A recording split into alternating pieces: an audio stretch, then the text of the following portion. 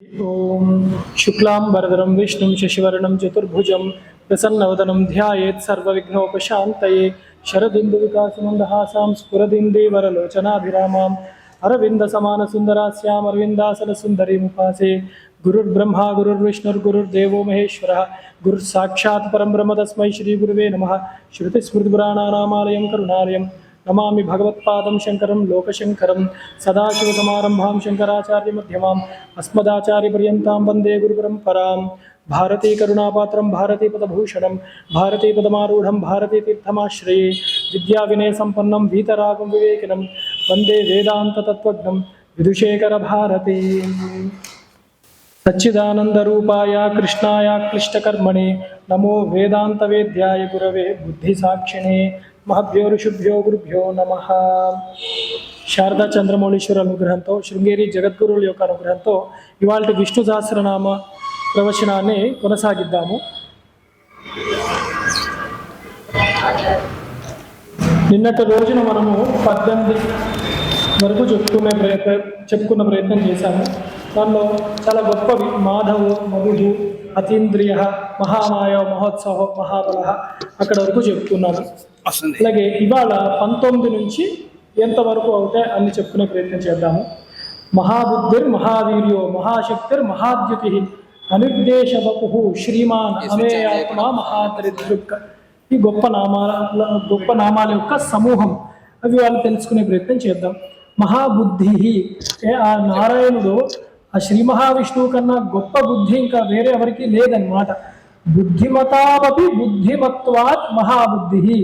చాలా మంది నేను తెలివైన వాడిని, అన్ని చదువుకున్నాను, ఎంతో గొప్ప కార్యములు చేస్తాను అనుకోవచ్చు.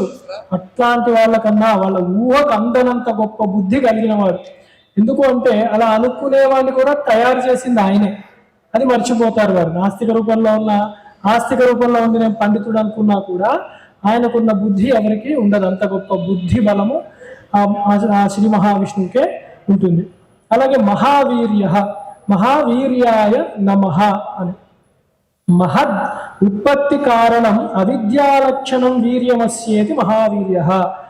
ఉత్పత్తి స్థితిలయలు చేసే గొప్ప సామర్థ్యం కలిగిన వాడు ఆ శ్రీ మహావిష్ణువు అన్నమాట.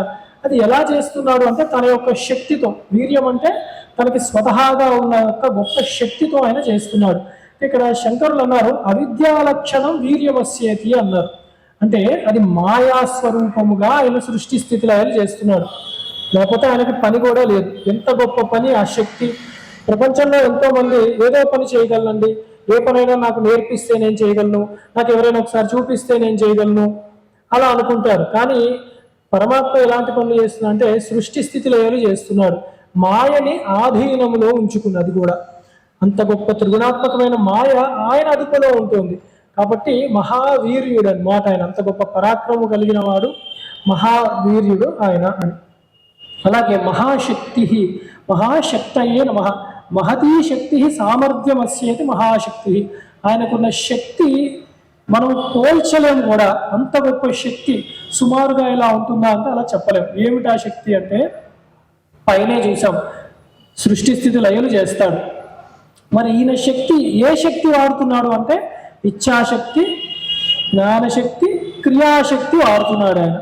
అంటే ఆ రూపంలో అమ్మవారికి అది ఇచ్ఛాశక్తి, జ్ఞానశక్తి, క్రియాశక్తి స్వరూపిణి ఆవిడిని అంటాం. ఇక అభేదం అనమాట. యా ఉమాసా స్వయం విష్ణు అని చెప్పి తత్వము అంతా ఒకటే ఉంటుంది ఎప్పుడూ కూడా. అందుకని అంత గొప్ప ఆయననే సత్య సంకల్పుడు. నిన్ననే చూసాం. అందుకని ఆయన శక్తి మాత్రమే ప్రభావంలోకి వచ్చి ఆయన సంకల్పములు నెరవేరుతూ ఉంటాయి. అంత గొప్ప ఇచ్ఛాశక్తి, జ్ఞానశక్తి, క్రియాశక్తి సంపన్నుడు కాబట్టి మహాశక్తి అన్నారన్నమాట. అంతకు మించిన శక్తి ఇంకెవరికి లేదు, ఉండదు. అలాగే మహాద్యుతయే నమః. మహతి ద్యుతిర్బాహ్యాభ్యంతరాచార్యేతి మహద్యుతి. అంటే బయట లోపల కూడా ప్రకాశవంతమైన చైతన్యముగా కలిగిన వాడు.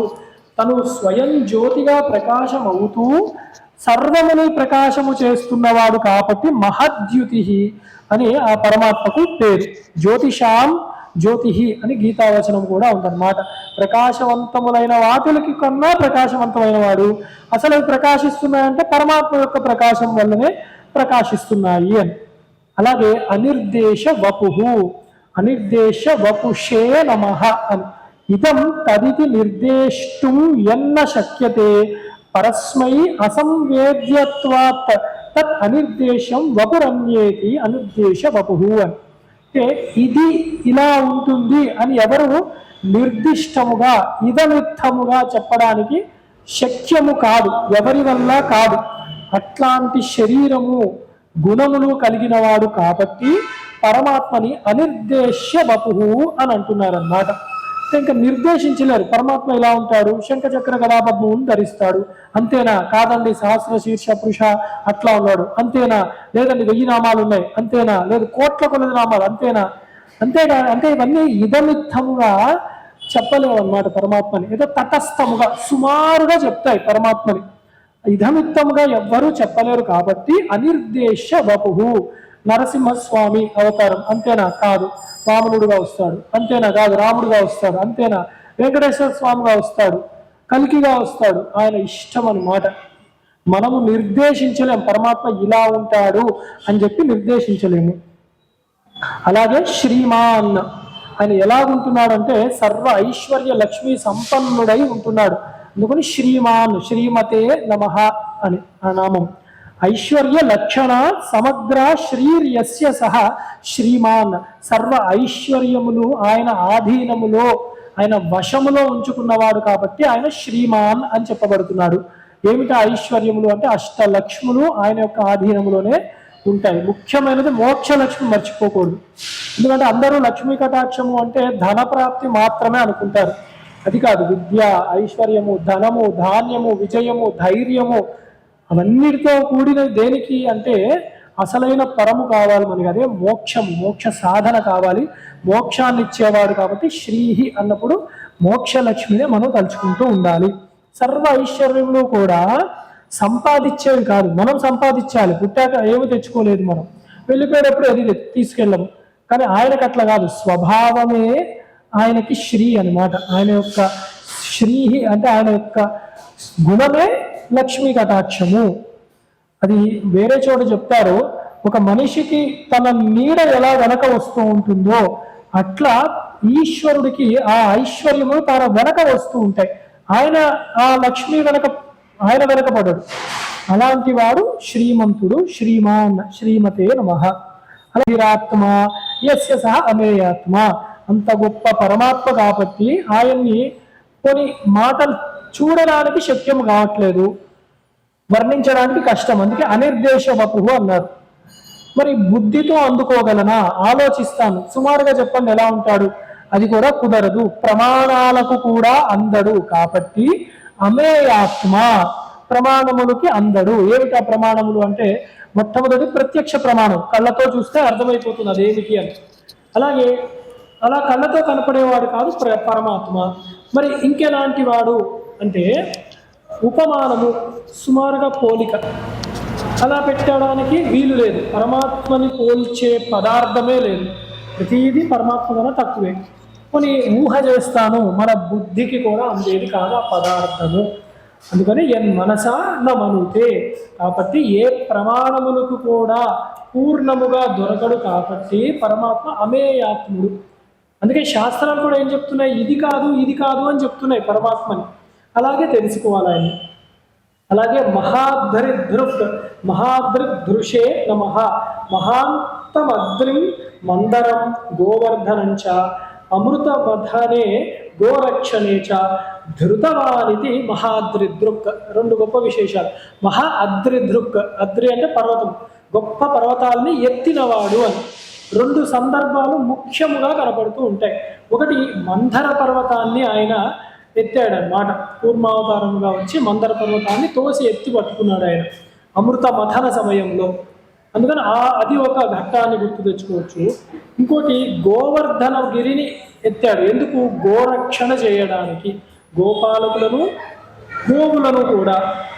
అలాగే శాస్త్రవాక్కుని అంటే పరమాత్మనే నమ్ముకున్న వాళ్ళని రక్షించడానికి కూడా, అంటే వేదాన్ని రక్షించడానికి గోశబ్దంతో ఇవన్నీ కూడా వస్తాయి.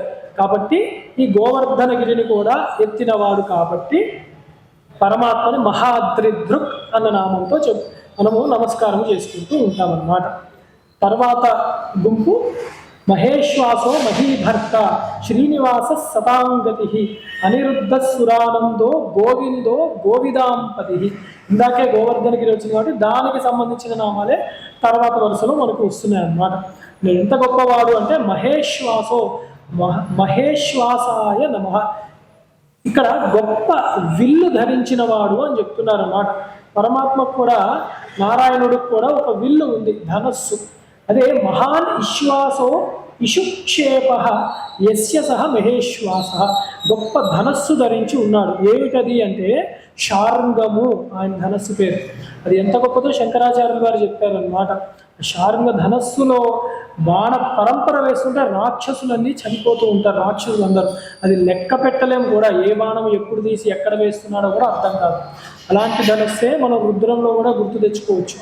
ఏమిటంటే నమస్తే అస్తు ధన్వనే అని, ఆ ధనస్సుకి, ఆ ధనస్సు పట్టుకున్న వాడికి నమస్కారం చేస్తున్నాము అని అన్నమాట. అలాగే ఇలా శార్ంగము అన్నది కూడా గొప్పగా వర్ణించబడింది ప్రతి చోట. అంత గొప్ప ధనస్సుని ధరించే ఒక అవతారమే వచ్చింది, రామావతారం అన్నమాట. ఆ కోదండాన్ని ఎలాగ ఆయన ప్రయోగించాడో, ఎలా రాక్షస సంహారం చేశాడో తెలిస్తే ఆ కోదండ రాముణ్ణి ఒకసారి మనం తలుచుకొని నమస్కారం చేసుకుంటే సర్వదా రక్షణ కలుగుతుంది అని. అంటే ధర్మరక్షణకి ఆయన అవతారం వచ్చింది. అలాగే మహీభర్త, మహీభర్త్రే నమః అని. ఏకార్ణవావుతాం దేవీం మహీం బభారేతి మహీభర్త అంటే ఏకార్ణవం, సర్వము జలమయం అయిపోయి భూమంతా ఒక దగ్గరికి వచ్చిన సన్నివేశం ఒకటి ఉంది. అప్పుడు ఆ భూమిని ఆయన భరించాడన్నమాట, ఎత్తి పట్టుకున్నాడు జలములో పడిపోకుండా. అదే వరాహావతారం అన్నమాట. ముందరిది రామావతారం గుర్తు చేస్తున్నారు, తర్వాత వరాహావతారాన్ని గుర్తు చేస్తున్నారు. మనంత చక్కగా భూమిని ఉద్ధరించి ఉన్నాడు వరాహస్వామిగా కూడా. ఇక్కడ విచిత్రం, ప్రతి అవతారంలో ఆయన భూమిని ఉద్ధరిస్తూ ఉంటాడు అన్నమాట. అంటే మనల్ని, జనాలని కూడా ఉద్ధరిస్తూ ఉన్నాడు ఆ పరమాత్మ. అలాగే శ్రీనివాస, శ్రీనివాసాయ నమః. యస్య వక్షస అనపాయిని శ్రీర్వసతి శ్రీనివాస. ఆ మహాతల్లి జగన్మాత లక్ష్మీదేవి ఎవరి వక్షము యందు నివసిస్తూ ఉంటుందో ఆయన శ్రీనివాసుడు. లక్ష్మీదేవి వక్షమునందు, వక్షస్థలము యందు నివసిస్తోంది అంటే అర్థం ఎలా చేసుకోవాలి అంటే ఆయన సంకల్పములు, ఆయన ఇచ్ఛాశక్తిగా ఆ లక్ష్మి సర్వమంగళాదేవియే ఉన్నదన్నమాట. అందుకని సర్వశుభములు ఆయనవన్నీ సత్సంకల్పములు కాబట్టి ఆ లక్ష్మి ఆయన మనస్సులోనే, ఆయన మనస్సులో సంకల్పము కలిగితే జనాలందరికీ లక్ష్మీ కటాక్షము లభిస్తుంది. అందుకని ఆయనకి ప్రీతికరంగా మనము ప్రవర్తించాలి. అందుకే ఆయన శ్రీనివాసుడిగా కలియుగంలో కూడా వెలిశారు అని. అలాగే సతాంగతి, సతాంగతయే నమః. సతాం వైదికానాం పురుషార్థ సాధన హేతు సతాంగతి. అంటే వేదము చెప్పినట్టు మనము చక్కగా ప్రవర్తిస్తూ ఉంటే అప్పుడు మనలని, మన పురుషార్థములను మనకి నెరవేరేటట్టు చేసేవాడు కాబట్టి సతాంగతి అన్న నామం పరమాత్మకి అనుసృతముగా ఉన్నది. చక్కగా ధర్మార్థ కామమోక్షములను ఆయన ఇస్తాడు. ఎప్పుడు మనం ధర్మముగా ఉండే ప్రయత్నము చేస్తే. ఆయన్ని తెలిసో తెలియకో నమస్కారం చేస్తూ ఉన్నా కూడా ఆ పరమాత్మయే మనకి ధర్మము కూడా గురుస్వరూపముగా అయ్యి ఆ ధర్మము ఎలాగ ఆచరించాలి, అది ఎలా అర్థం చేసుకోవాలో కూడా ఆ పరమాత్మయే మనకి నేర్పుతూ ఉంటాడు. అలాగే ఉత్తమ గతులకు కూడా తీసుకెళ్తాడు. కాబట్టి సతాం గతి. అనిరుద్ధ, అనిరుద్ధాయ నమః. కేనాపి ప్రాదుర్భావేషు నిరుద్ధ ఇది అనిరుద్ధ. పరమాత్మ ఎన్నో అవతారాలు ఎత్తాడు. అవతారాలు ఎత్తకుండా కూడా ఆయన చక్కగా ఆయన వైకుంఠధామంలో ఆయన నివాసం చేస్తూ ఉంటాడు. ఆయన ఏ రూపములో, నామములో భాషించినా కూడా ఎవ్వరి వల్ల కూడా ఆ అవతారాన్ని, ఆయన యొక్క కర్మలను లేదా ఆయన యొక్క సంకల్పాలను ఆపే శక్యము చేయలేరు, నిరోధించలేరు అన్నమాట పరమాత్మని. అందుకే ఆయన ఎవ్వరూ ఆపలేరు. ఆయన ఏ అవతారం ఇచ్చినా ఆ అవతారం చాలా సులువుగా ఆయన ఆ అవతారం యొక్క సంకల్పాన్ని నెరవేరుస్తాడు. అందుకని అనిరుద్ధుడు, ఎవ్వరి వల్ల నిరోధింప శక్యము కానివాడు కాబట్టి అనిరుద్ధుడు. అలాగే సురానంద, సురానందాయ నమః. సురానాం నందయతి ఇది సురానంద. సురులు అంటే మంచి చేసేవాళ్ళు, అలాగే దేవతలు, ఆ దేవతలు సంతోషిస్తారన్నమాట. వారికి ఎంత కష్టం వచ్చినా కూడా దేవతలకి వారు ఎప్పుడైనా దుఃఖం వస్తే వారు ప్రార్థించేది శ్రీ మహావిష్ణువు. ఆ శ్రీ మహావిష్ణువు వెంటనే వారి దుఃఖాన్ని యొక్క మూలాన్ని కనుక్కొని వారి యొక్క దుఃఖాన్ని నివారిస్తాడు. కాబట్టి శ్రీ మహావిష్ణువుని ఎప్పుడు వేడుకున్నా కూడా ఆ దేవతలందరూ కూడా ఆనందవశులే అవుతూ ఉంటారు, ఆనంద పారవశ్యాన్ని పొందుతారు. కాబట్టి ఆయన సురానందుడు అని. తర్వాత గోవింద, గొప్ప నామం గోవిందాయ నమః. అదే శంకరులు కూడా భజ గోవిందం అని చెప్పి ఆ గోవింద నామాన్ని ఎక్కువగా ప్రచారంలోకి తీసుకొచ్చారు. నష్టాం వై ధరణీం పూర్ణమమి గోవింద ఇది తేనాహం దేవైర్వాగ్భిర్ అభిష్టిత. దేవతలందరూ ప్రార్థించగా ఒకానొక సమయంలో తప్పిపోయిన కనపడకుండా ఉన్న ఆ భూమిని ఆయన విందతి ఎత్తి పట్టుకున్నాడు అనమాట. అంటే మళ్ళీ వరాహస్వామి, వరాహస్వామికే గోవిందనామం మొట్టమొదట చెప్పబడింది. అందుకే తిరుమల కూడా వరాహ క్షేత్రం అని, వరాహస్వామి ఉంటారు అక్కడ. ఆ నామమే ఆ రూపంలో వచ్చిన ఆ నారాయణుడికే మళ్ళీ వచ్చింది అనమాట. ఎందుకంటే అలాంటి లీలలే చేస్తున్నాడు ఆయన కూడా. అందుకని ఇక్కడ వరాహస్వామికే చెప్పబడింది గోవిందనామం. అలాగే ఇంకో అర్థం కూడా ఉంది. ఇంద్రుడు అహంకారముతో ఆ గోపబాలకులందరినీ హింసిద్దాము అని చెప్పి భయంకరమైన వర్షాన్ని కురిపించాడు. అప్పుడు గోవర్ధనగిరిని ఆయన ఎత్తి పట్టుకోగా ఆ యొక్క లీలను చూసి కంగారు పడి భయపడిపోయిన ఆ ఇంద్రుడు ఆ నారాయణుడి యొక్క పాదములను చేరి, స్వామి నన్ను క్షమించవలసింది, నేను ఏదో పైలోకంలో అక్కడక్కడ ఇంద్ర పదవిని పొందాను, కానీ నీవు నాకన్నా గొప్పవాడివి, ఈ గోపాలకుల్ని కూడా రక్షించిన వాడివి, కాబట్టి నీవు గోవిందుడవు అన్న నామముతో నీకు పట్టాభిషేకము చేస్తాను అని అన్నాడు. అందుకని అప్పుడు కృష్ణ పరమాత్మకి కూడా గోవింద నామము వచ్చిందనమాట. అంటే బిరుదలా వచ్చింది. ముందే ఆయనకి ఈ నామం ఉంది, మళ్ళీ ఈ నామము ఈయనకి కూడా వచ్చిందనమాట, ఆయన లీలగా. అలాగే గౌరేషాతు తథా వాణి తాం చ విందయతే భవాన్.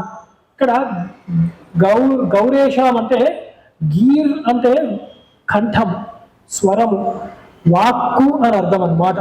వాటిల్ని అంటే వాటి సరస్వతీదేవి కటాక్షం అన్నమాట.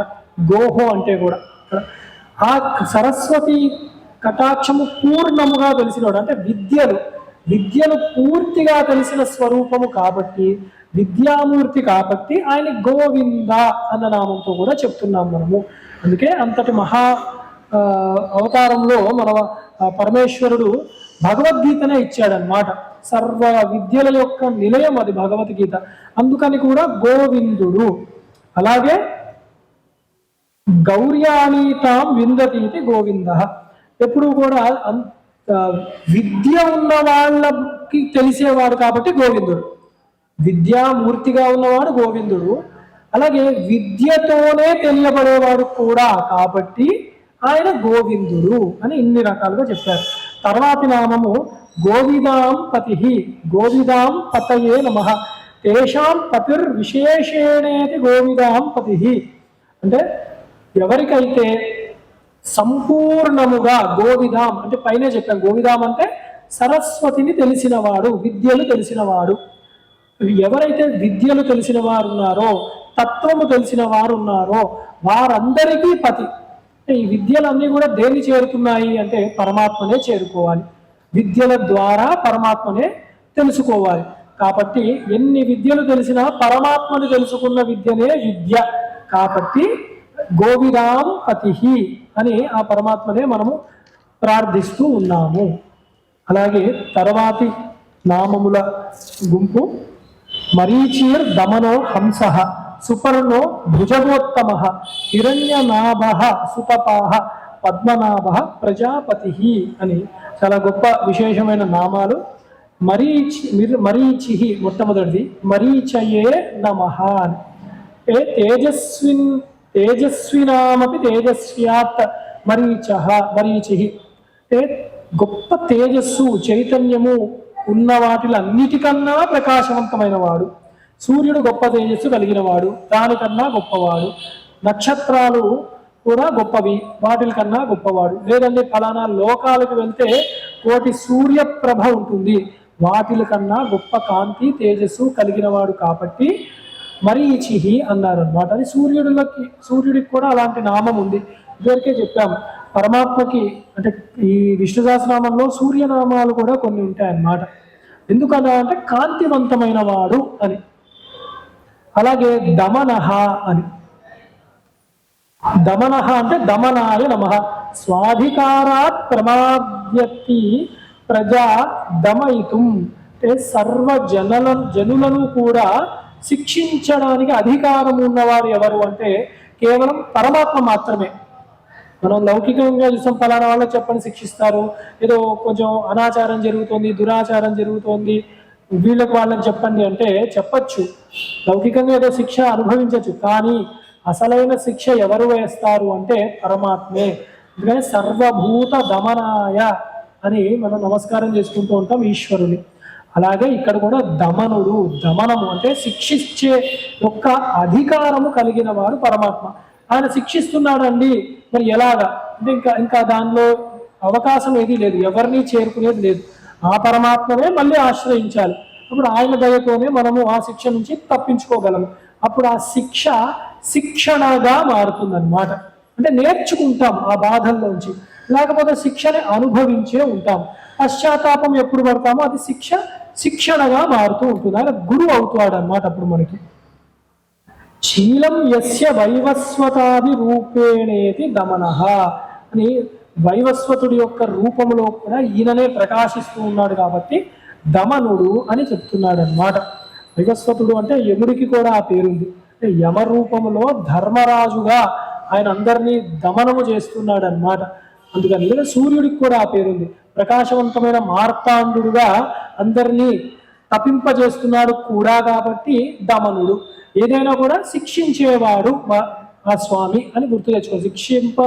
అంటే శిక్షించడా స్వామి అంటే అలా కాదు, శిక్షణగా శిక్షిస్తాడు ఆయన. హంస తర్వాతది హంసాయ నమః. ఇది ఎంత గొప్పగా రాశారంటే శంకర్లు, హంస అన్న పదమే అద్వైత సిద్ధాంతానికి పట్టు.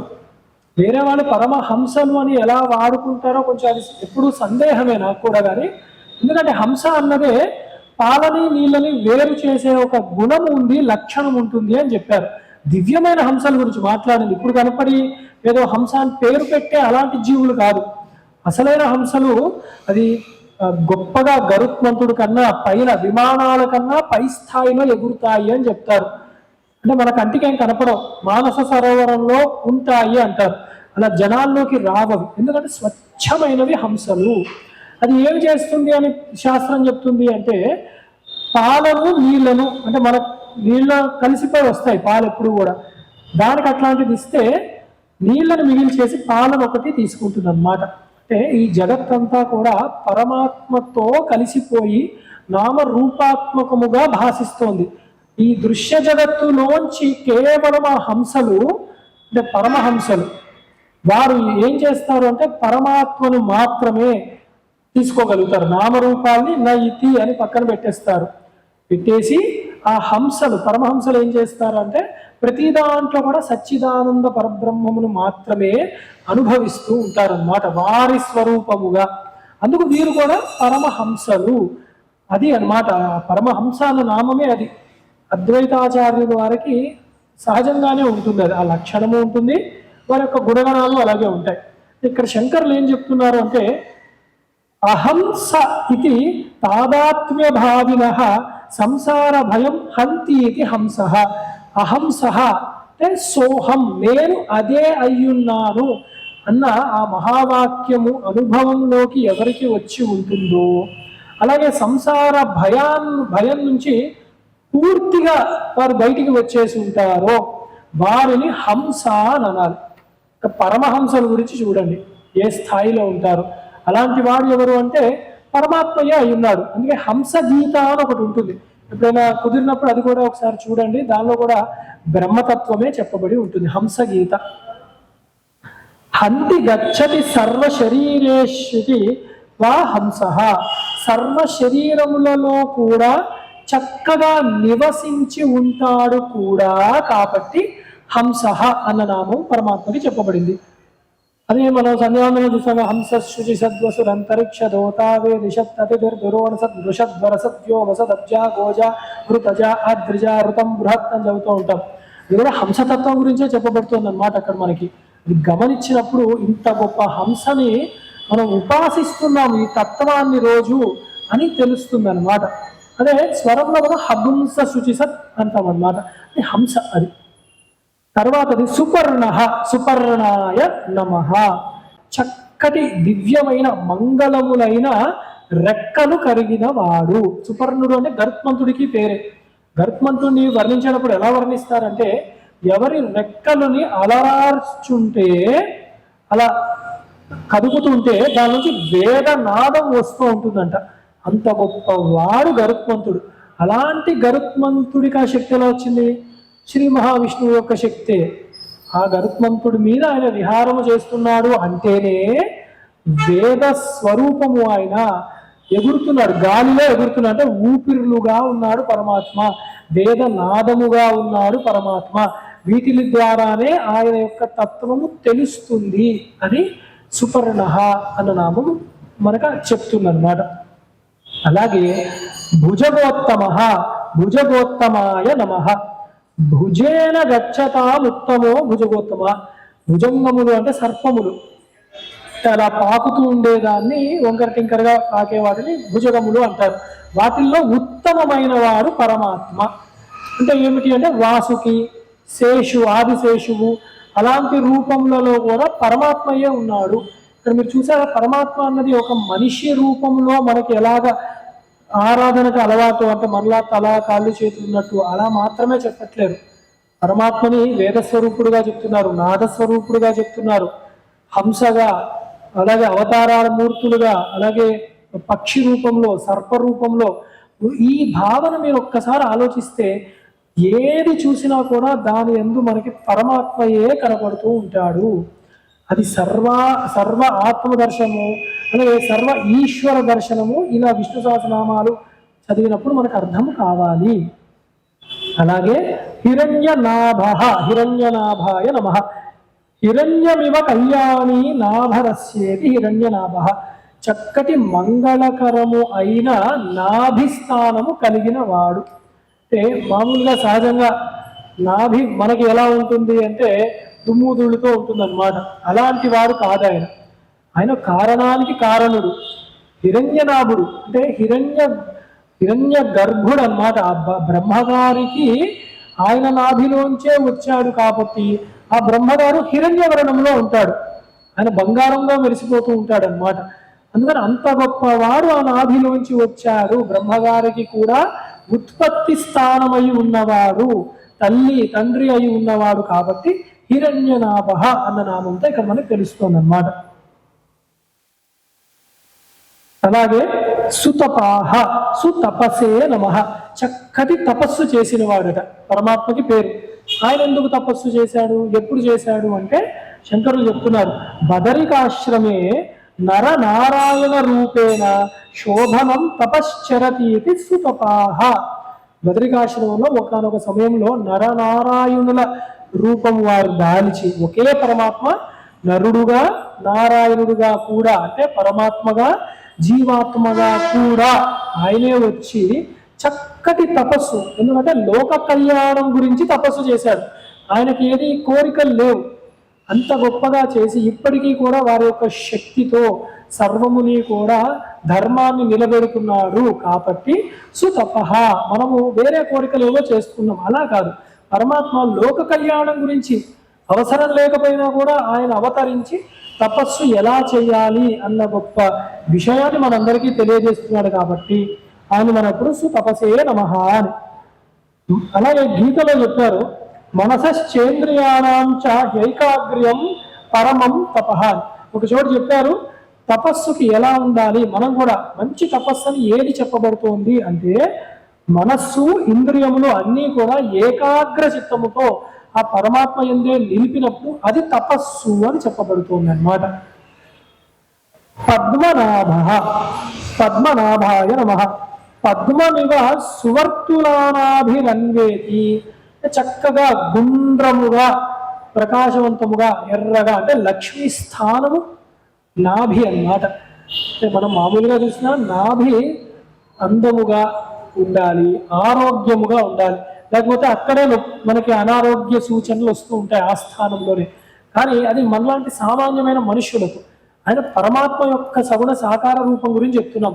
పద్మనాభుడు అంటే ఒకటి ఆయన బొడ్డులోంచి నాభి కమలం వచ్చింది, దాంట్లో బ్రహ్మగారు ఉన్నారు, ఉత్పత్తి స్థానం అయ్యింది, అవి ఒకటి చూసుకోవచ్చు.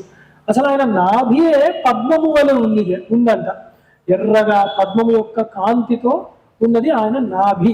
అంటే అంత ఆరోగ్యముగా లక్ష్మీ స్థానం. ఏమిటా లక్ష్మీ స్థానం అంటే ఇందాకే చెప్పుకున్నాం, మాయని ఆయన ఆధీనములో ఉంచుకొని సర్వ ఐశ్వర్యములు ఆయన వెనకబడుతూ ఉండగా ఆ మాయాస్వరూపిణి అయిన ప్రకృతితో ఆయన సృష్టిని చేశాడు. అప్పుడు సృష్టి విచ్చుకుంది. ఆయన యొక్క సంకల్పములు, ఆయన బీజములు అవన్నీ కూడా, అందుకు ఆయన పద్మనాభుడు అని.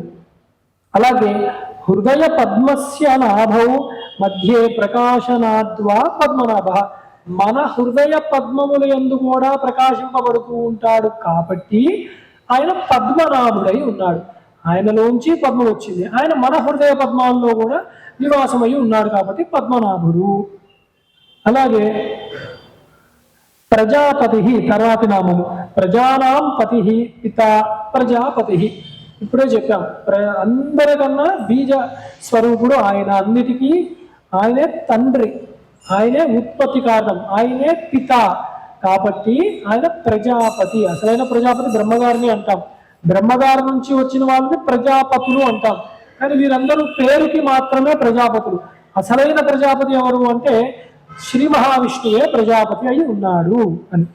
తర్వాత నామాలు అమృత్యు సర్వదృక్ సింహ సంధాత సంధిమాన్ స్థిర అజో దుర్మర్షణ శాస్త విశ్రుతాత్మ సురారిహ అని గొప్ప నామాలు. ఇక్కడ తత్వాన్ని చెప్పే ఈ నామాల గుంపు అన్నమాట. అమృత్యు అమృత్యవే నమః, మృత్యుర్వినాశస్తద్దేర్ హేతుర్వా అస్య న విద్యతే ఇది అమృత్యు. అంటే మృత్యు నాశనం అన్నది ఆయనకి లేదు అసలు. ఎందుకు? ఆయన అసలు ఎప్పుడు అమృత స్వరూపుడే అయి ఉన్నాడు కాబట్టి. అందుకని అసలు మృత్యు అన్న పేరు ఆయనకి తెలియదు, మృత్యు అంటే ఎలా ఉంటుందో కూడా ఆయనకు తెలియదు. ఎందుకంటే ఆయన గుణమే అమృత తత్వము.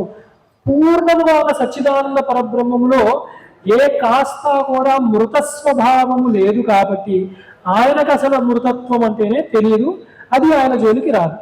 అంటే జ్ఞానము ఉంది అన్నప్పుడు అజ్ఞానము దానికి తావు లేదు. సూర్యకాంతి ఉంది అంటే చీకటికి అక్కడ తావు లేదు. అలాగే జ్ఞానము, ఫలానా విషయం నాకు తెలిసింది అంటే ఇంకంతే, తెలియదు అన్నది ఒకేసారి సంభవించవు. అందుకని అమృత తుల్యుడు కాబట్టి పరమాత్మ, మృత్యువు అన్నది అవిద్య అజ్ఞానము అన్నది ఆయన జోలుకే రాదు. ఆయన ఉంటే అది రాదు, ఆయన లేడు అంటే ఆ మృత్యు సహజంగానే అక్కడ తిరుగుతూ ఉంటుంది. అలాగే సర్వదృక్ సర్వదృశే నమః, సర్వమినాం కృతాకృతం సర్వం పశ్యతి స్వాభావికేన బోధేనేది సర్వదృక్. సర్వ ప్రాణులను, ఇక్కడ ఆ బ్రహ్మాండ కీట జనని అంటాం కదా, అంటే బ్రహ్మాది స్తంభ పర్యంతము కూడా సర్వ ప్రాణులను కూడా ఆయన చూసుకుంటూ ఉంటాడు. కృత అకృతములు, చేసినవి చెయ్యనివి చెయ్యబోయేవి, త్రికాలజ్ఞుడు ఆయన, అవన్నీ చూసుకుంటూ ఉంటాడు. ఎందుకు అలా చేస్తున్నాడు ఆయన అంటే సర్వసాక్షి అయి ఉన్నాడు. అంటే అది స్వభావముగా ఉంది, దేనికి అంటకుండా అన్నిటినీ చూస్తూ ఉంటాడు కాబట్టి సర్వదృక్, సర్వలోకముల్ని చూస్తూ ఉంటాడు పరమాత్మ. అలాగే సింహ అని ఆయనకి నామం. సరే, ఇలాంటి నామములు కూడా చూస్తున్నాం, భుజంగముడు, సుపర్ణము, సింహ అలాంటివి కూడా. సింహ అంటే హీనస్థితి సింహ, సింహాయ నమః అంటే బాధ పెట్టేవాడు, లయకారకుడు కాబట్టి సింహ అని. అందుకే అలాంటి అవతారమే ఎత్తుకుంటాడు ఆయన. హింస పెట్టాలి అన్నప్పుడు నారసింహుడుగానే వచ్చాడు, ఎందుకంటే కొంచెం బాధ పెట్టాలి అజ్ఞానుల్ని, అందుకని ఆ స్వభావంతోనే వచ్చాడు. కానీ విచిత్రము, ఆయన అమృతుడు. ఎవరికి? జ్ఞానులకి. మరి అజ్ఞానులకి సింహస్వరూపం. అదే మాట సింహ అన్నది సరిగ్గా చూస్తే ఇటు అజ్ఞానులు ఉన్నారు, వాళ్ళు ఇటు నుంచి చదువుతారు సింహ అని. అటువైపు నుంచి చదివినప్పుడు ఏమవుతుంది, ఉల్టా తిప్పినప్పుడు అదే హంస అవుతూ ఉంటుంది. అది అంటే జ్ఞానులకి ఆయనే హంస, అజ్ఞానులకి ఆయనే హింస స్వరూపుడు అవుతున్నాడు, సింహస్వరూపుడు అవుతున్నాడు ఆయన. అందుకని పరమహంస ఆయనే, నారసింహుడు ఆయనే అయ్యున్నాడు. అది మనము మన దృష్ట్యా చూసుకోవాలి. ఆయనకి ఏ మార్పు లేదు, ఆయన ఎప్పుడు జ్ఞానస్వరూపుడే. అందుకే పరమాత్మని జగత్తులో చూస్తే వాడికి హంసస్వరూపముగా ఆనందమే వస్తుంది. పరమాత్మని కాకుండా ఈ జగత్తంతా చూస్తున్న వాడికి ఈ జగత్తు దుఃఖహేతువు అయ్యి హింసనే మిగులుతోంది వాళ్ళకి. అందుకని జ్ఞానమునే చెప్పబడుతూ ఉంటాయి ఈ నామాల్లో. అలాగే సంధాత, సంధాత్రే నమః, కర్మ ఫలై పురుషాన్ సంధత్త ఇది సంధాత. మన కర్మలకు ఫలమును ఇందాకే చెప్పారు కానీ సర్వదృక్ చూస్తూ ఉంటాడు ఆయన. ఏం చేస్తున్నారు వీళ్ళు, ఏమేం చెయ్యట్లేరు, చేసే సమయంలో చెయ్యకూడనివి చేస్తున్నారా, చెయ్యకూడనివి చేసే సమయంలో చేస్తున్నారా, అన్నీ తప్పే. అందుకని అవన్నీ జాగ్రత్తగా చూస్తూ ఉంటాడు సరిగ్గా ఉన్నారా అని. అందుకని చేసిన పనికి మటుకు వ్యర్థము పోకుండా అమోఘుడు కదా, ఫలాన్ని అయితే ఇస్తూ ఉంటాడు ఆయన. అందుకు కర్మ ఫలై పురుషాన్, సర్వులకు కూడా కర్మ ఫలాన్ని ఇస్తూ ఉంటాడు ఆయన. కర్మఫల దాత, చక్కగా ఇస్తాడు. అది కూడా ఏదైనా మిస్ అవుతుందా అండి, కొన్ని ఇదేనా విడిచిపెట్టేస్తాడేమో, 10 తప్పులు చేశాను 11వ చేస్తే ఏమైనా విడిచిపెడతాడేమో, అట్లా ఉండదు ఆయన దగ్గర. ఒక తప్పు చేసినా ఉరి శిక్షే. అందుకని ఒక 10 తప్పులు చేసేస్తాను అంటే ఆయన 10 సార్లు ఉరి శిక్ష వేస్తాడనమాట, యాతన శరీరం ఇచ్చి. ఎందుకంటే దమనుడు కదా ఆయన దగ్గర పనికిరావన్నమాట. ఇలా లౌకికంగా ఉండే శిక్షా స్మృతులు కాదు, ఆయన దమనము చేస్తాడు, సర్వభూత దమనాయ అని. అందుకని జాగ్రత్తగా ఉండాలి, ప్రతిదీ లెక్క పెట్టుకుంటూ కూర్చుంటాడు ఆయన. అందుకని సంధాత అని. సంధిమాన్, సంధి మతే నమః, ఫలభోక్తాచ ఏవేతి సంధిమాన్. అయితే మరి జీవుడు స్వతంత్రుడా ఆ ఫలాన్ని అనుభవించడానికి? నేను కర్మలు చేశాను అనుభవిస్తానా ఇప్పుడు అంటే? అనుభవించడానికి యోగ్యమైన శరీరం, ఇందాకే అన్నాం యాతనా శరీరం, ఇది శిక్షించేటప్పుడు. మరి అదే అనుగ్రహించేటప్పుడు ఉత్తమ శరీరం ఇవ్వాలి ఆయన. మళ్ళీ మానవ శరీరము ఇంకోటో ఆయన ఉపాధి కల్పించాలి. ఉపాధి మనంతట మనం తెచ్చుకోలేం కదా మన సంకల్పంతో, ఆయనే ఇవ్వాలి. అందుకని ఆ ఉపాధి కూడా ఆయన ఇస్తున్నాడు కాబట్టి, అంటే ఉపాధి ఇచ్చాడంటేనే అవకాశము. శరీరమాద్యం ఖలు ధర్మ సాధనం. అందుకని ఆ పరమాత్మనే మనం ప్రార్థిస్తూ ఉంటాం, చక్కటి శరీరాన్ని ఇవ్వు, అది అవకాశం. మాట్లాడే మాట రావట్లేదు, ఏం స్తుతిస్తాను నేను, శరీరం కూర్చోలేకపోతుంది, ఏం జపం చేయగలను నేనప్పుడు, మనసు కదిలిపోతూ ఉంది, ఇంకా ఎలా నిలబెట్టను నీ యందు నా మనస్సుని. అందుకని ఆయన్నే ప్రార్థిస్తే ఆ చక్కటి కర్మలు ఆరాధన బట్టి ఆ ఫలాన్నే పరమాత్మ ఇస్తూ ఉంటాడు. అందుకని లోపల సచ్చిదానంద స్వరూపుడుగా ఆ పరమాత్మయే ఉంటూ సాక్షిగా చూస్తూ ఈ శరీరంతో భోక్తృత్వాన్ని అనుభవింపజేస్తూ ఉంటాడు. అందుకని సంధిమాన్ అని చెప్పారన్నమాట. ఈ ఫలాభోక్తృత్వము యథార్థానికి పరమాత్మే పెట్టుకుంటాడు, ఆ పని దగ్గరుండి చేస్తూ ఉంటాడు. ఇప్పుడు మనం ఉన్నాము, పిల్లలతో హోంవర్క్ రాయిపించాలి, గట్టిగా తిడతాము కొడతాము చేస్తాడు, వాడు కాస్త చేశాడు, ఇంకా నాకు బాధ వేస్తోంది, అమ్మ నన్ను కొట్టేసింది, చేసినంత చేశాను, నిద్ర వస్తుంది, అలసిపోయాడు. అప్పుడు తల్లి ఏం చేస్తుంది, ఆ తల్లే మళ్ళీ అన్నం పెడుతుంది, పెట్టి పోతే పోన్లే అని ఒక 2 లైన్లు కూడా హోంవర్క్ రాసేసి వదిలిపెట్టేస్తుంది ఆవిడ. ఎందుకు చేస్తుంది అట్లా అంటే పరమాత్మ లక్షణం అది. మనకి అలాగే అలవాటు అయిపోయింది అనమాట. మనతో బలవంతంగా కర్మలు చేపిస్తారు. అయ్యో నా వల్ల కావట్లేదండి ఇది చదవడము, కానీ నువ్వు అక్కడే ఉండు. అందుకే నాస్తికులు ఉంటారు కొన్ని జన్మల్లో.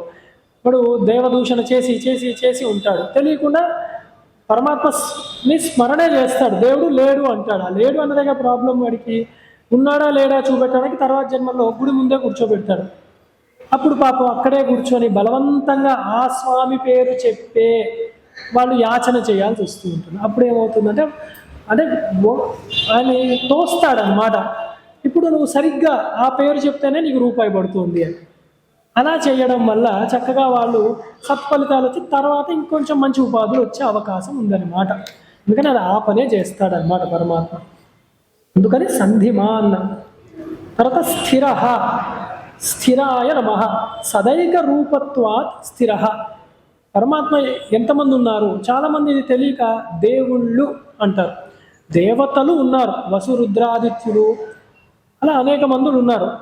అయితే వాళ్ళ గురించి కాదు ఇక్కడ. పరమాత్మ ఎప్పుడు కూడా భగవానుడు అన్నప్పుడు ఏకవచనమే వాడతాం మనం, భగవంతులు అనం మనం.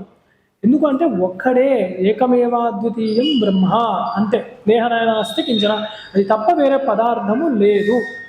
అయితే ఆయన తప్ప అసలు వేరే పదార్థమే లేదు. ఈ జగత్తు కూడా, ముల్లోకములు కూడా, లేదా 14 భువనములు కూడా ఆ పరమాత్మ యందు భాషిస్తోంది మిథ్యగా. చాలామందికి ఆ మిథ్య అంటే అర్థం కాదు. ఏంటి ప్రపంచం లేదా, కనపడట్లేదా, నువ్వు మాయే నేను మాయే అని జోకులు వేసుకుంటూ ఉంటారు పాపం. వాళ్ళకి తెలియదు శాస్త్రం, అమాయకులు వాళ్ళు. అందుకని అయితే అప్పుడు మిథ్య అన్నది ఏమిటి అర్థం చేసుకోవాలి. మిథ్య అంటే పారమార్థికముగా సత్యము కాదు అని అర్థం చేసుకోవాలి. వ్యవహారముగా సత్యము కనపడుతోంది. ఎట్లా, అదెలా అర్థం చేసుకోవాలి? మీ ఇష్టం వచ్చాడు చెప్తారంటే స్వప్నే ద్రష్టం అని చెప్పారనమాట. నీ కళ ఎలా ఉందో అలాగా ఆలోచించు. రాత్రి నిద్రపోతున్నాం మనము, స్వప్నం వచ్చింది. ఎక్కడి నుంచి వచ్చింది స్వప్నము?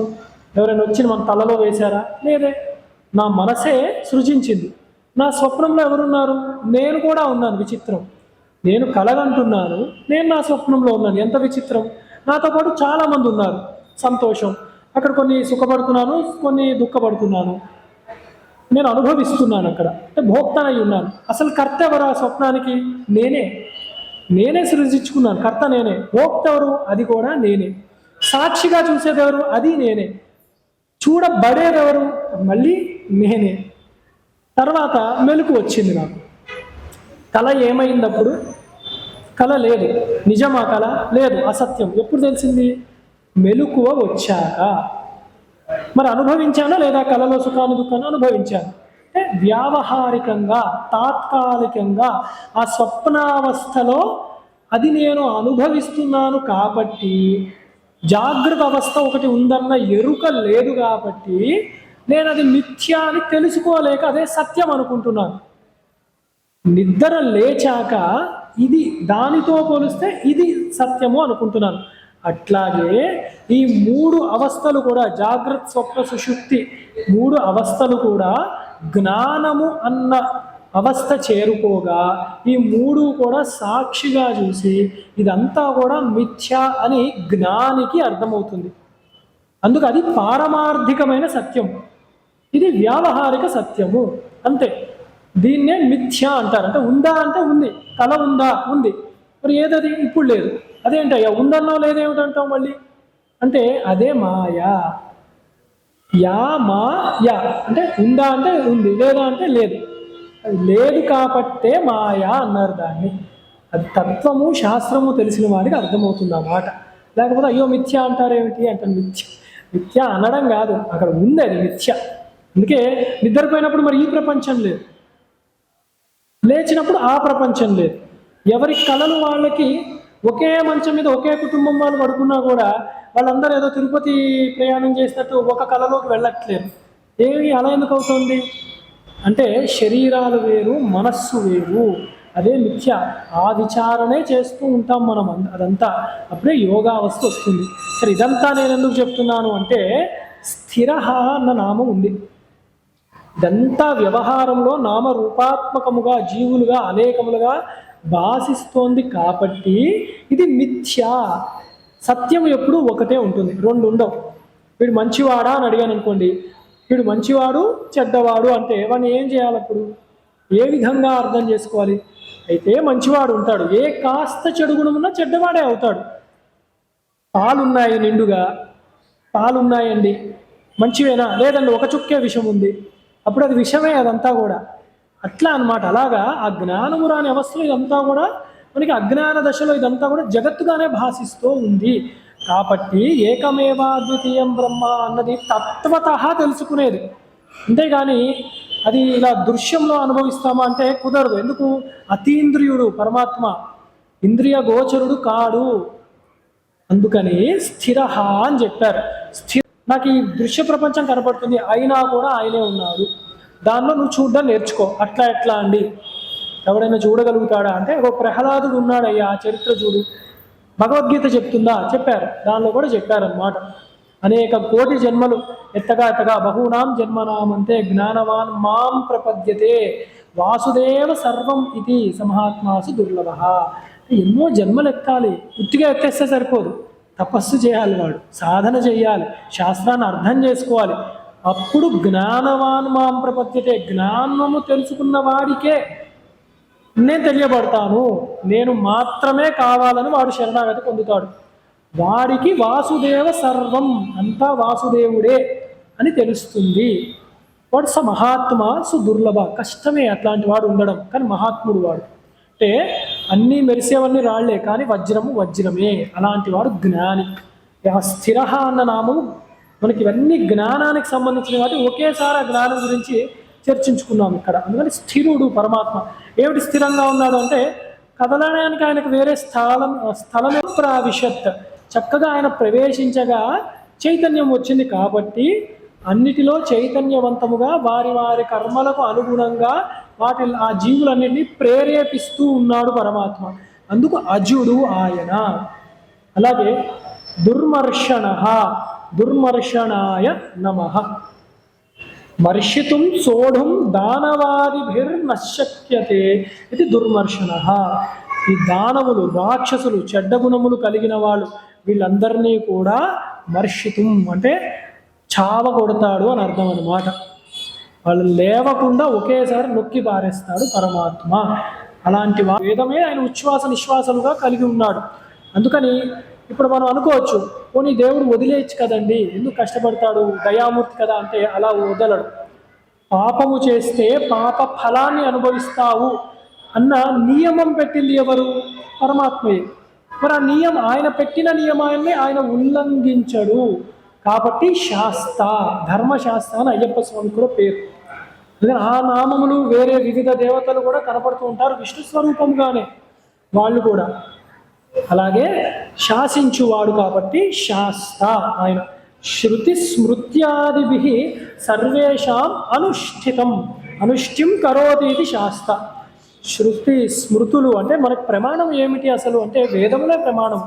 తర్వాత ఆ వేదాన్ని దర్శనం చేసిన ఋషివాక్కు ప్రమాణం, దానికి అనుసంధానముగా వచ్చిన పురాణములు ప్రమాణం. అందుకే శంకరాచార్యుల వారిని శృతి స్మృతి పురాణానాం ఆలయం కరుణాలయం అని దండం పెట్టుకుంటూ ఉంటాం మనం. అంత గొప్పవాడు. ఇతిహాస పురాణానాం వేదం సముప బ్రహ్మయే అని. ఇతిహాసము పురాణాల్లో కూడా ఆ వేదంగా చెప్పబడుతున్నాయి తేలికగా. అందుకని అవి ప్రమాణములే మనకి, ఇవి మాత్రమే ప్రమాణములు. ఏదైనా మేము ప్రమాణం చెప్తామండి అని ఎవరో చిన్నపిల్లలు రాసిన పుస్తకాలు తెచ్చి చూపిస్తే అవి ప్రమాణం కాదు. పురాణంలో ఉండాలి, స్మృతులలో ఉండాలి, శృతులలో ఉండాలి. అందుకని ఎవరో ఒకటి రాస్తారు నాస్తికులు పుస్తకాలు, అవి ప్రమాణం కావు మనకి. వాడేం ఋషి కాదు, వాడికి అంత మంచి అభిప్రాయము లేదు పుస్తకం రాసేది. అందుకని ఈ పుస్తకాల్లో అక్షరాలే కదా అంటే అవి కూడదు. శృతి స్మృతి పురాణములు మాత్రమే ప్రమాణములు మనకి. అందుకే శాస్త దాని రూపంలో ఎవరున్నారు అంటే స్వామియే ఉన్నాడు, ఆ శ్రీ మహావిష్ణువే ఉన్నాడు. అలాగే విశ్రుతాత్మ, విశ్రుతాత్మనే నమః. విశేషేణ శృత, చక్కగా వినేవాడు అని అర్థం పరమాత్మకి. గణపతిని చూస్తే అంత చక్కటి విశాలమైన చెవులు వేసుకుని ఉంటాడు ఆయన. అయ్యో మళ్ళీ విష్ణు సహస్రనామం చెప్తూ గణపతిని చెప్తున్నారు అంటే రాసింది గణపతే కదా అదంతా కూడా మహాభారతాన్ని. అలాగే శుక్లాం భరద్రం విష్ణు అని ఆ స్వరూపముగానే ఆయన్ని మనం నమస్కారం చేస్తున్నాం. అందుకని పరమాత్మ ఎప్పుడు చక్కగా వింటూ ఉంటాడనమాట. మనం మాట్లాడేవి మనస్సులోవి కూడా సంకల్పం చేస్తాం, అది కూడా అంటే మనస్సులోది సంకల్పం, అవి కూడా ఆయనకి వినపడతాయి. అందుకని విశ్రుతాత్మ, ఆయన చక్కగా వింటాడు మనం మాట్లాడేవి. అందుకే మనం కూడా సత్సంకల్పులము అవ్వాలి. మనసులో కూడా మంచి మాటలు, మంచి భావనలు, ఎవరికి కీడు హాని ఇబ్బంది కలగకుండా ఉంటే అప్పుడు ఆయన వింటూ ఉంటాడు. ఆయన వింటున్నాడు కాబట్టి మనం చక్కగా ఉండాలి. ఇంకా ఇంకా ఇంకా సత్యజ్ఞానానంద లక్షణ ఆత్మయతో విశ్రుతాత్మ అని చక్కగా సత్యజ్ఞానానంద రూపుడుగా సచ్చిదానందుడు అదే ఆ రూపముగా ఆయన చక్కగా లోపలే ఉంటాడు కాబట్టి విశ్రుతాత్మ చక్కగా ఉన్నాడు ఆయన. అలా తర్వాత సురారిహ విసర్గలు కదా, హకారము సురారిఘ్నే నమః. సురారీణాం నిహంతృత్వాత్ సురారీణాం. సురులు అంటే దేవతలు, వాళ్లకు అరి అంటే వాళ్ళ శత్రువులు, అంటే సత్పురుషులను, మంచి వాళ్ళను, దేవతలను ఇబ్బంది పెట్టేవాళ్ళు. ఎలా ఇబ్బంది? మనసా వాచా కర్మనే. ఎలా ఇబ్బంది పెట్టినా కూడా వాళ్ళని సంహరించేవాడు ఎవరు అంటే పరమాత్మయే. శుద్ధ సాధువులందు శృతులందు చెప్పాడు కదా ఆయన. వాళ్ళు జోలికి వచ్చారు అంటే పరమాత్మ జోక్యం చేసుకుంటాడు అన్నమాట. అందుకు జాగ్రత్తగా ఉండాలి. అందుకే సురారిహ అని ఆయన నామము. అందుకని మనసా వాచా కర్మనే మనము ఎప్పుడు కూడా సత్పురుషుల జోలికి వెళ్ళకూడదు. వెళ్ళాము అంటే వాళ్ళేమనరు, అదేమిటండి వాళ్ళు మౌనంగా ఉన్నారు, వాళ్ళు మౌనంగానే ఉంటారు. జోక్యం చేసుకునేది ఎవరు అంటే పరమాత్మ. ఎందుకు? ఆయన పేరు పెట్టుకున్నాడు సురారిహ అని చెప్పి, ఆయన జోక్యం చేసుకుంటాడు. కాబట్టి జాగ్రత్తగా ఉండాలి. అలాగే తర్వాతి నామాల గుంపు చాలా గొప్పవి వస్తున్నాయి. గురుతమోధామ సత్య సత్యపరాక్రమ నిమిషో నిమిషస్త్రగ్రి వాచస్పతి రుధారధీ అని. అంటే గురుస్వరూపముగా పరమాత్మ భాషిస్తాడు. ఎవరైనా కానివ్వండి, మీరు చూడండి, ఎప్పుడైనా జగన్మాత ఉన్నది, ఆవిడ కూడా గురు రూపిణి అన్న నామం. నామమే కాదు, శారదా సరస్వతిగా మాతన్నిగా ఆవిడే భాషిస్తూ ఉంటుంది అన్నమాట. చదువుల తల్లి ఆవిడ. ఇక్కడే ఉంది అమ్మవారు. అలా అంటే వారు సహజముగా వారు ఎన్ని అవతారాలను తీయండి, కానీ ప్రత్యేకముగా వారికి నచ్చిన రూపము ఏది అంటే గురు రూపము. ఎవరు అడగక్కర్లే, శారద కింద ఎందుకు వచ్చావమ్మా, అవసరం లేదు, నా రూపమే అది అని. అలాగే నారాయణుడు కూడా హయగ్రీవుడుగా వచ్చాడు, విద్యామూర్తి. అలాగే ఈశ్వరుడు దక్షిణామూర్తిగా వచ్చాడు. గణపతి సహజముగానే విద్యామూర్తి. కుమారస్వామి శివ గురువు, ఆయన పేరు. శివుడికే ఒకనొక సమయంలో తత్వాన్ని అర్థం చెప్పాట. ఎంత గొప్పవాడు. సూర్యుడు ఇవన్నీ షణ్మతాలు అనమాట నేను చెప్పేది, షణ్మతాలు. అలాగే సూర్యుడు గురువు కింద ఎక్కడున్నాడు? ఒక్కసారి రామాయణం తిప్పితే తెలుస్తుంది. వైభవం కలిగిన ఆ హనుమంతుల వారికి గురువు.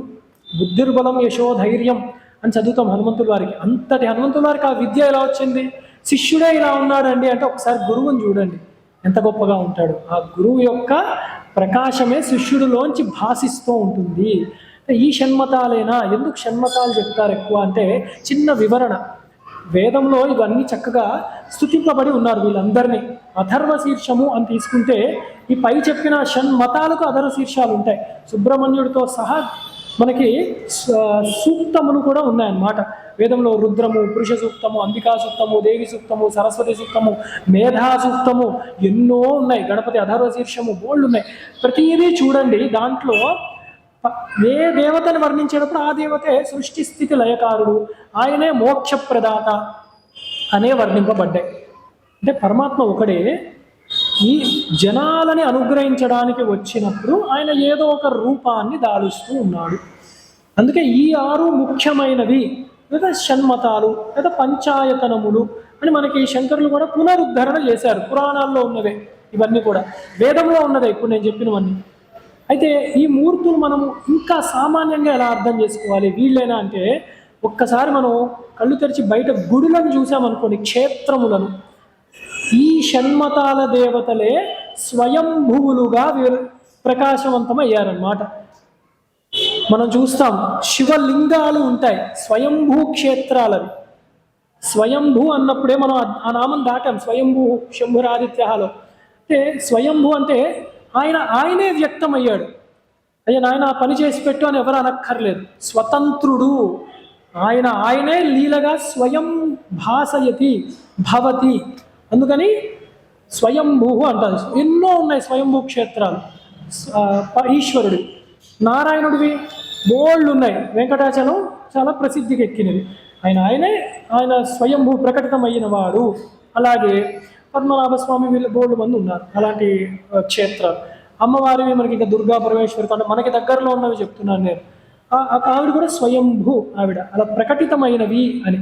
గణపతి ఇంకా చెప్పక్కర్లేదు, బోళ్ళు మంది ఉన్నారు గణపతి. కర్ణాటక సైడ్ చూస్తే అడుగునా కనపడుతూనే ఉంటారు గణపతులు.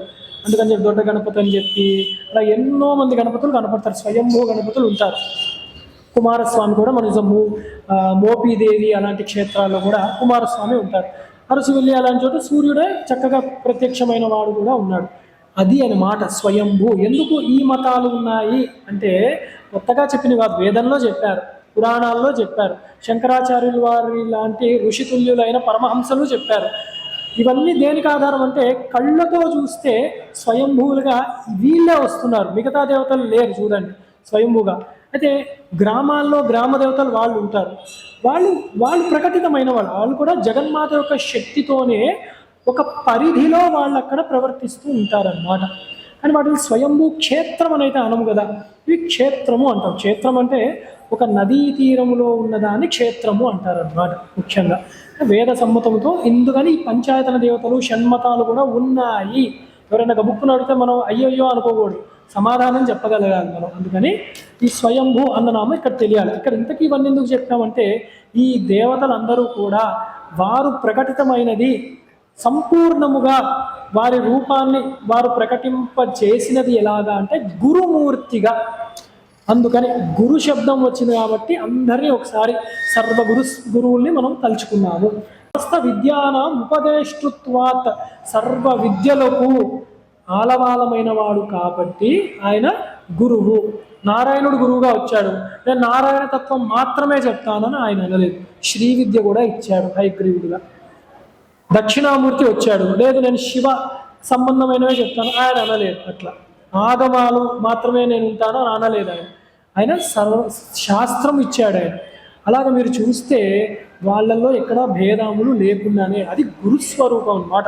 సకల విద్యలకు కూడా అధిష్టానము ఆలవాలమైన వాడు కాబట్టి శ్రీమన్నారాయణమూర్తిని మనము గురువు అన్న నామంతో మనం నమస్కారం చేస్తున్నాం. అలాగే గురుతమాయ నమః విరించాదీనామపి బ్రహ్మ విద్యా సంప్రదాయకత్వాత్ గురుతమః. బ్రహ్మగారితో ఉన్న గురు పరంపర అంటే విద్య తర్వాత ఎవరికి వచ్చింది శ్రీమన్నారాయణుడితో అంటే ఆయన యొక్క కుమారుడికి వచ్చింది బ్రహ్మగారు. అందుకే యో బ్రహ్మాణం విదదాతి పూర్వం అని మనం చదువుతూ ఉంటాం శాంతి మంత్రాల్లో కూడా. యో బ్రహ్మాణం విదదాతి పూర్వం యో వై వేదాంశ ప్రహిణోతి తస్మై తగుంహి దేవ బుద్ధి ఆత్మబుద్ధి ప్రకాశం ముముక్షుర్వై శరణమహం ప్రపద్యే అని. బ్రహ్మగారితో సహా ఆ ఆత్మ జ్ఞానాన్ని ఎవరిచ్చారు అంటే శ్రీ మహావిష్ణువే ఇచ్చాడు. అందుకని గురువులలో ఉత్తముడు గురుతముడు, సూపర్లేటివ్ డిగ్రీ. గురుతర గురుతముడు అనమాట. ఆయన కన్నా గొప్ప గురువు లేడు అని. అంటే ఒకటే విద్యని పరంపరగా వస్తుంది. అదే శృంగేరిలో కూడా సదాశివ సమారంభం లేదా నారాయణ సమారంభం వ్యాస శంకర మధ్యమం అస్మదాచార్య పర్యంతం వందే గురు పరంపర అని ఒకటే విద్య. ఆ బ్రహ్మ విద్య, ఆ బ్రహ్మం ఒకటే కాబట్టి అదే కొనసాగిస్తూ ఉంది ఆ పరంపరలో అని అర్థం చేసుకోవాలి. అందుకని గురు తమ్ముడు ఆ శ్రీమన్నారాయణుడే అయి ఉన్నాడు. ధామహ ధామ్నే నమః అంటే ధామ అంటే జ్యోతి అని చెప్పారు. నారాయణ పరంజ్యోతి అని అంటే ఆయనే పరమమైన జ్యోతి, చక్కటి ప్రకాశవంతుడై ఉన్నాడు కాబట్టి పరంధాముడు అంటాం ఆయన. అలాగే బ్రహ్మధాముడు సర్వ కోరికలను తీసేవాడు, నెరవేర్చేవాడు కూడా కాబట్టి సర్వకామనాయ స్వధాత్వాయ, అన్ని కోరికలకి కూడా అంతిమమైన వాడు ఎవరు?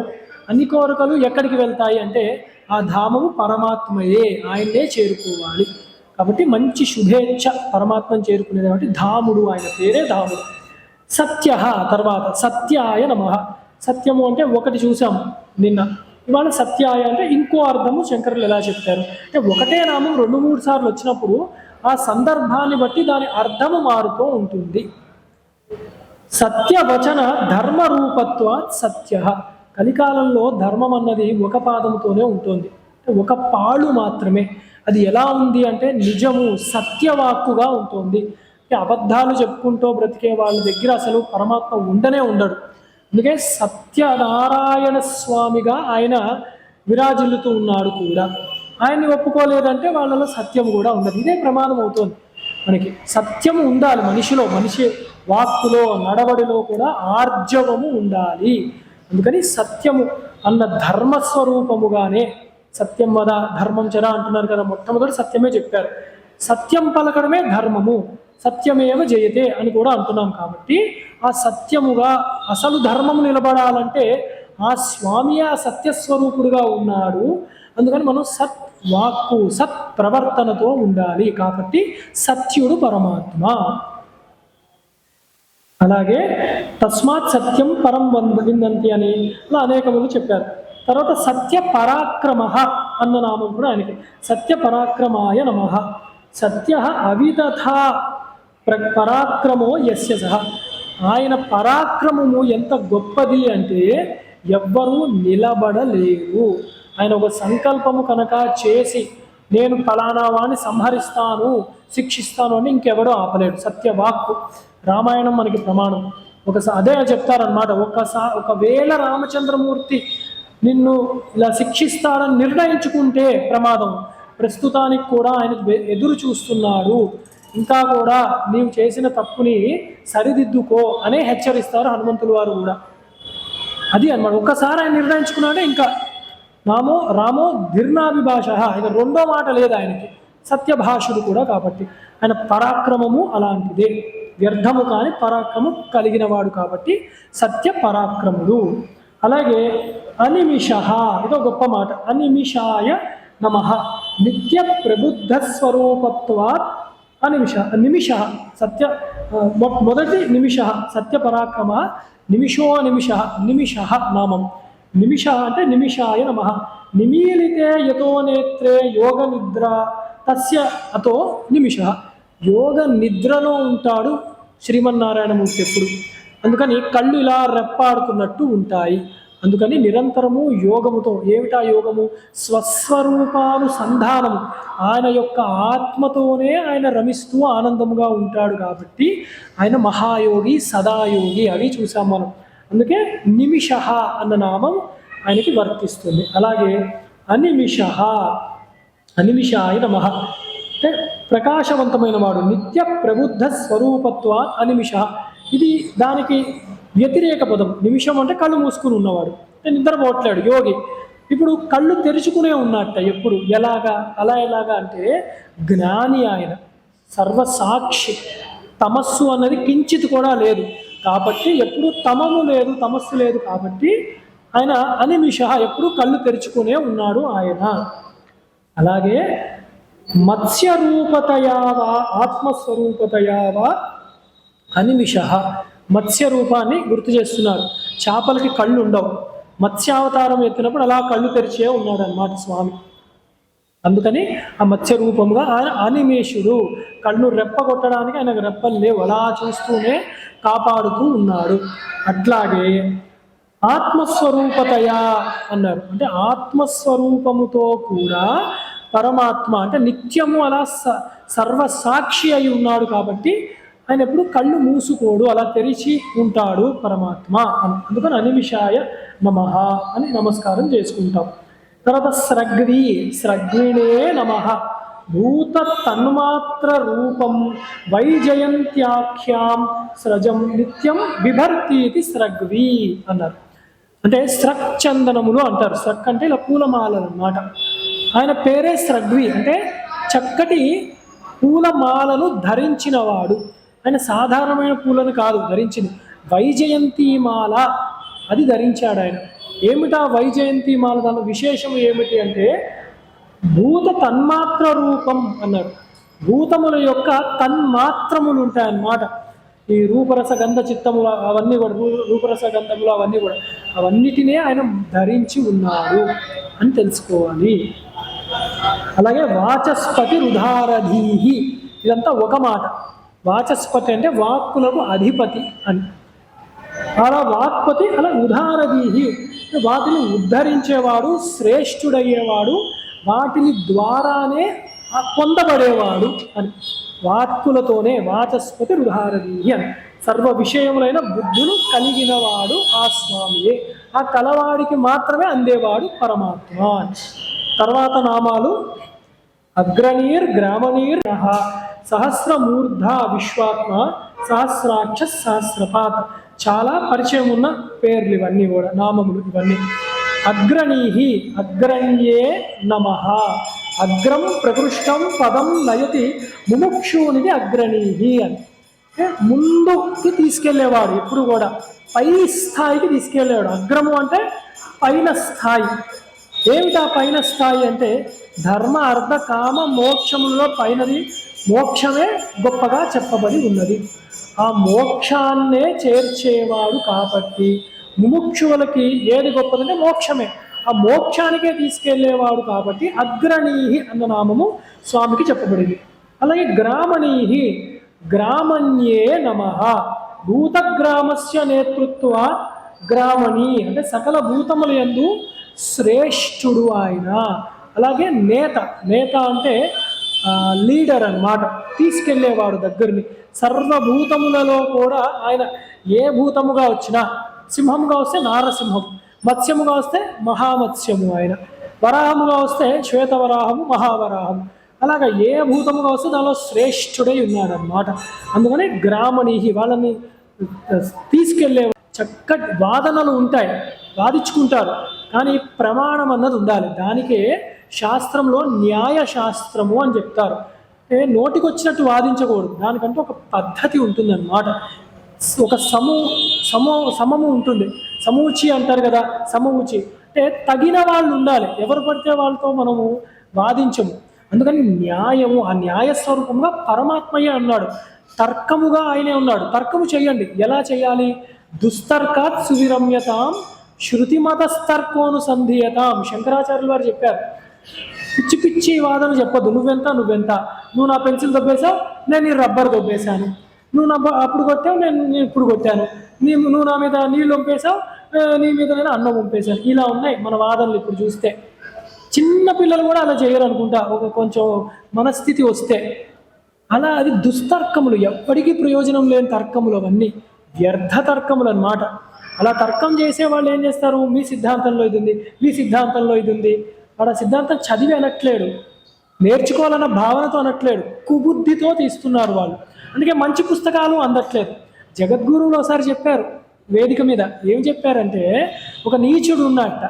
వాడు వచ్చి ఏమన్నాడు?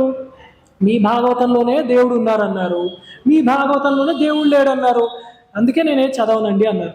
భాగవతంలో దేవుడు లేడా? అది ఎవరన్నారంటే హిరణ్యకశిపుడు చెప్పలేదా దేవుడు లేడని అన్నాడు.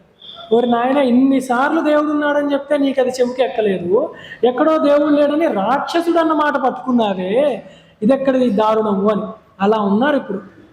అసలు ప్రామాణికమైన పుస్తకాలు వద్దు, ప్రామాణికమైన మనుషులు వద్దు, వీళ్ళకి అనుగుణంగా తీసిన పుస్తకాలు చెప్తారు.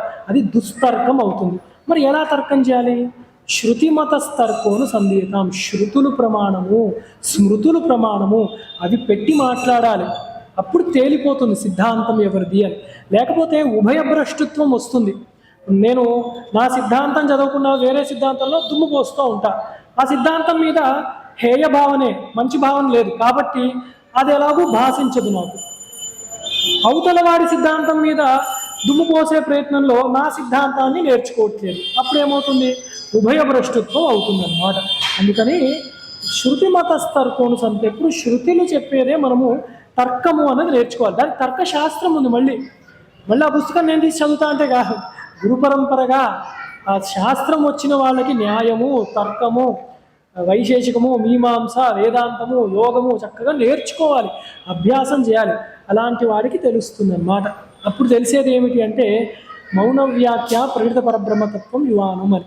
జ్ఞానము మౌనమే శ్రేష్టమని తెలుస్తుంది అన్నమాట.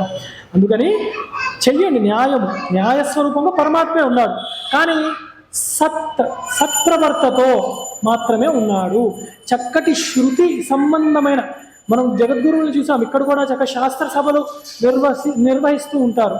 అక్కడ తర్కం ప్రయోగిస్తూ ఉంటారు. ఈ శాస్త్రంలో ఇట్లా చెప్పబడింది, ఎలా చెప్తారు మీరు? ఇప్పుడు వారు మళ్ళీ సమాధానం చెప్తారు, అక్కడ ఉన్నవారు మళ్ళీ ఇంకో ప్రశ్న వేస్తారు. అది ఆ రూపంలో కూడా విద్య భాషిస్తోంది అంటే ఆ శ్రీమన్నారాయణుడే, గోవిందుడే వాక్కులకు అధిపతి కాబట్టి అలా అర్థం చేసుకోవాలి శాస్త్రాన్ని, సమ్మతాన్ని ఎప్పుడు కూడా. తర్వాత నేతాహ, నేత్రే నమః. మళ్ళీ నేత అంటే నియంత్రించేవాడు, నడిపించేవాడు. శంకర్లు అన్నారు ఇక్కడ జగత్ యంత్ర నిర్వాహకో నేతాహ. ఈ జగత్ అన్న యంత్రాన్ని తిప్పుతూ ఉంటాడు ఆయన, అందుకు నేత అని చెప్పి. అన్నిటికీ కాలం ఉంది కదా, ఏ కాలము ఎప్పుడు రావాలి ఆయనకే తెలుసు, అది ఒక యంత్రం అన్నమాట. అలాగే సమీరణ, సమీరణాయ నమః అని.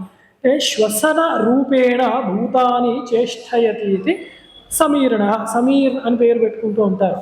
ఏమిటి అంటే అది వాయువుకి పేరు. అది చక్కటి చల్లగాలికి సమీరములు అంటారు అన్నమాట. తెలుగులో కూడా అదే నామం. చక్కగా ఊపిర్ల రూపంలో ఆయన ఊపిర్ల రూపంలో ప్రాణవాయువుగా ఉన్నవాడు కాబట్టి ఆయన సమీరణ అన్న నామంతో ఆ శ్రీ మహావిష్ణువే చెప్పబడుతూ ఉన్నాడు. ప్రాణం లేకపోతే శరీరం లేదు. గతవతి వాయో దేహాపాయే శంకర్లు అన్నారు. అందుకని ఆ ప్రాణాన్ని నిలబెట్టేవాడు స్థిరుడు కాబట్టి లోపలే ఉన్నాడు కాబట్టి ప్రాణస్వరూపంగా ఆ స్వామియే ఉన్నాడు అని. అలాగే సహస్రమూర్ధ, సహస్రమూర్ధనే నమః. సహస్రాణి మూర్ధాన్యోస్యేతి సహస్రమూర్ధ. సహస్రం అనంతవాచకము, అనేకములైన శిరస్సులు కలిగిన వాడు, విరాట్ స్వరూపుడు, విశ్వరూపుడు. మనందరిలో ఆయన ఉన్నాడు అంటే పరమాత్మ ఈ తలకాయలన్నీ ఆయనవే కదా, ఈ బుద్ధులన్నీ ఆయనవే కదా. అలా చూసుకున్న సహస్రమూర్ధుడు ఆయన అని తెలుస్తుంది. అలాగే విశ్వాత్మ, విశ్వాత్మే నమః. విశ్వస్యాత్మ విశ్వాత్మ, విశ్వమునకు ఆత్మ అయినవాడు. విశ్వమే ఆత్మగానేవాడు కాదు. ఇక్కడ ముందు అలా చదువుకున్నాం. విశ్వానికే ఆత్మ, విశ్వానికే హృదయ స్థానమై ఉన్నాడు. విశ్వం అంటే ప్రకృతి, మాయ, త్రిగుణములు, వీటిలన్నిటికీ కూడా ఉనికి చైతన్యం ఎక్కడ వస్తుందంటే దానిది కాదు, పరమాత్మది అని తెలుసుకోవాలి. అలాగే సహస్రాక్ష, సహస్రాక్షాయ నమః. అంటే అనేకమైన కళ్ళు కలిగిన వాడు. ఇందాక చెప్పినట్టే అన్ని తలలు ఉంటాయి, అన్ని కళ్ళు ఉన్నాయి. ప్రతి జీవిలో కూడా సాక్షి మాత్రముగా ఉన్నాడు కాబట్టి పరమాత్మ సహస్రాన్ని అక్షిణీయస్య సహ సహస్రాక్ష్య. అన్ని కోట్ల కలది, వేల కొలది, అనంతమైన కళ్ళు కలిగిన వాడు కాబట్టి సహస్రాక్షుడు. అలాగే సహస్రపాత్, సహస్రపదే నమః.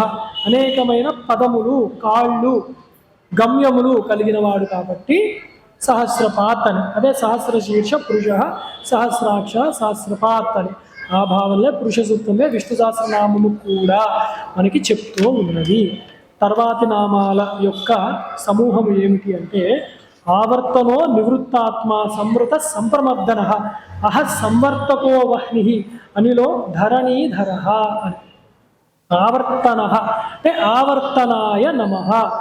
ఆవర్తయితుం సంసార చక్రం శీలమస్యేతి ఆవర్తన. తిప్పుతూ ఉంటాడు. ఏం తిప్పుతాడయ్యా? సంసార చక్రాన్ని తిప్పుతున్నాడు.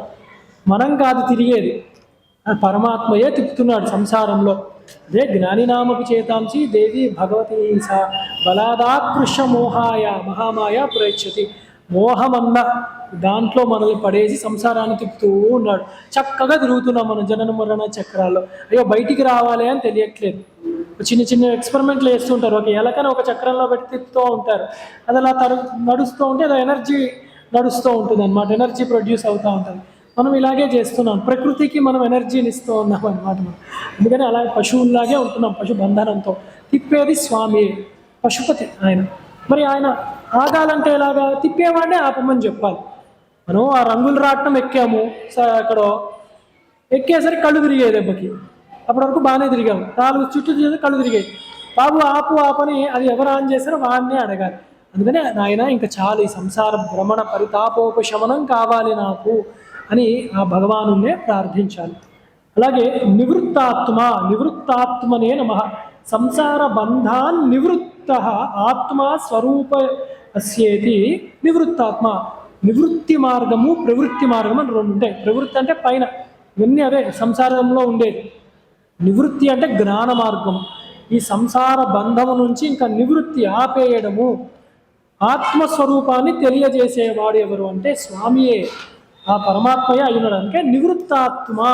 నివృత్తాత్మగా పరమాత్మనే చేరుకుంటున్నాం మనం. బ్రహ్మవిత్ బ్రహ్మైవ భవతి అగైన్ మళ్ళీ అదే తెలుసుకుంటున్నాం. తర్వాత సంవృత, సంవృతాయ నమః. అంటే ఆచ్ఛాదికాయ అవిద్యయా సంవృతత్వాత్. సంసార బంధనంలో ఉన్నాము. ఎలా ఉన్నాము? పరమాత్మ తెలియట్లేడే అంటే ఆచ్ఛాదన కప్పిబడి ఉంది. ఒక పొగ మంచు లాంటిది ఆవరణ కప్పిబడి ఉంది. ఎవరండి కప్పింది అంటే అది ఆయనే అయ్యా.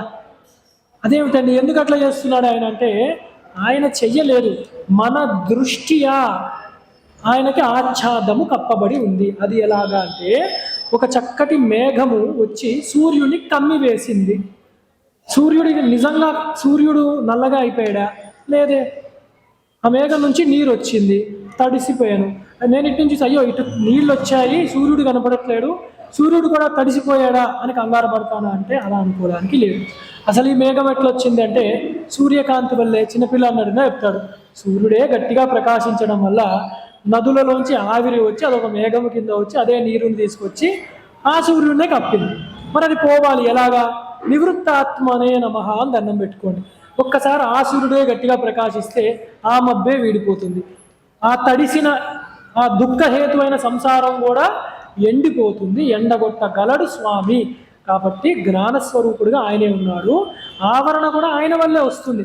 అందుకే మాయనంతు మమ మాయ అన్నారు ఆయన. ఆయన మాయే అది, ఆయన యొక్క ప్రకాశం వల్ల ఏర్పడింది అది. సంసార బంధంలో ఉంటావు, పుట్టామనుకున్నాము కాబట్టి మరణము తథ్యము. అప్పుడు ఆయనే రుద్రుడులా కాలుడులా వచ్చి మనల్ని మర్దనము చేస్తాడు. ఈ సంప్రమర్దనం అంటే కొట్టడం, చితకబాలడం అన్నమాట.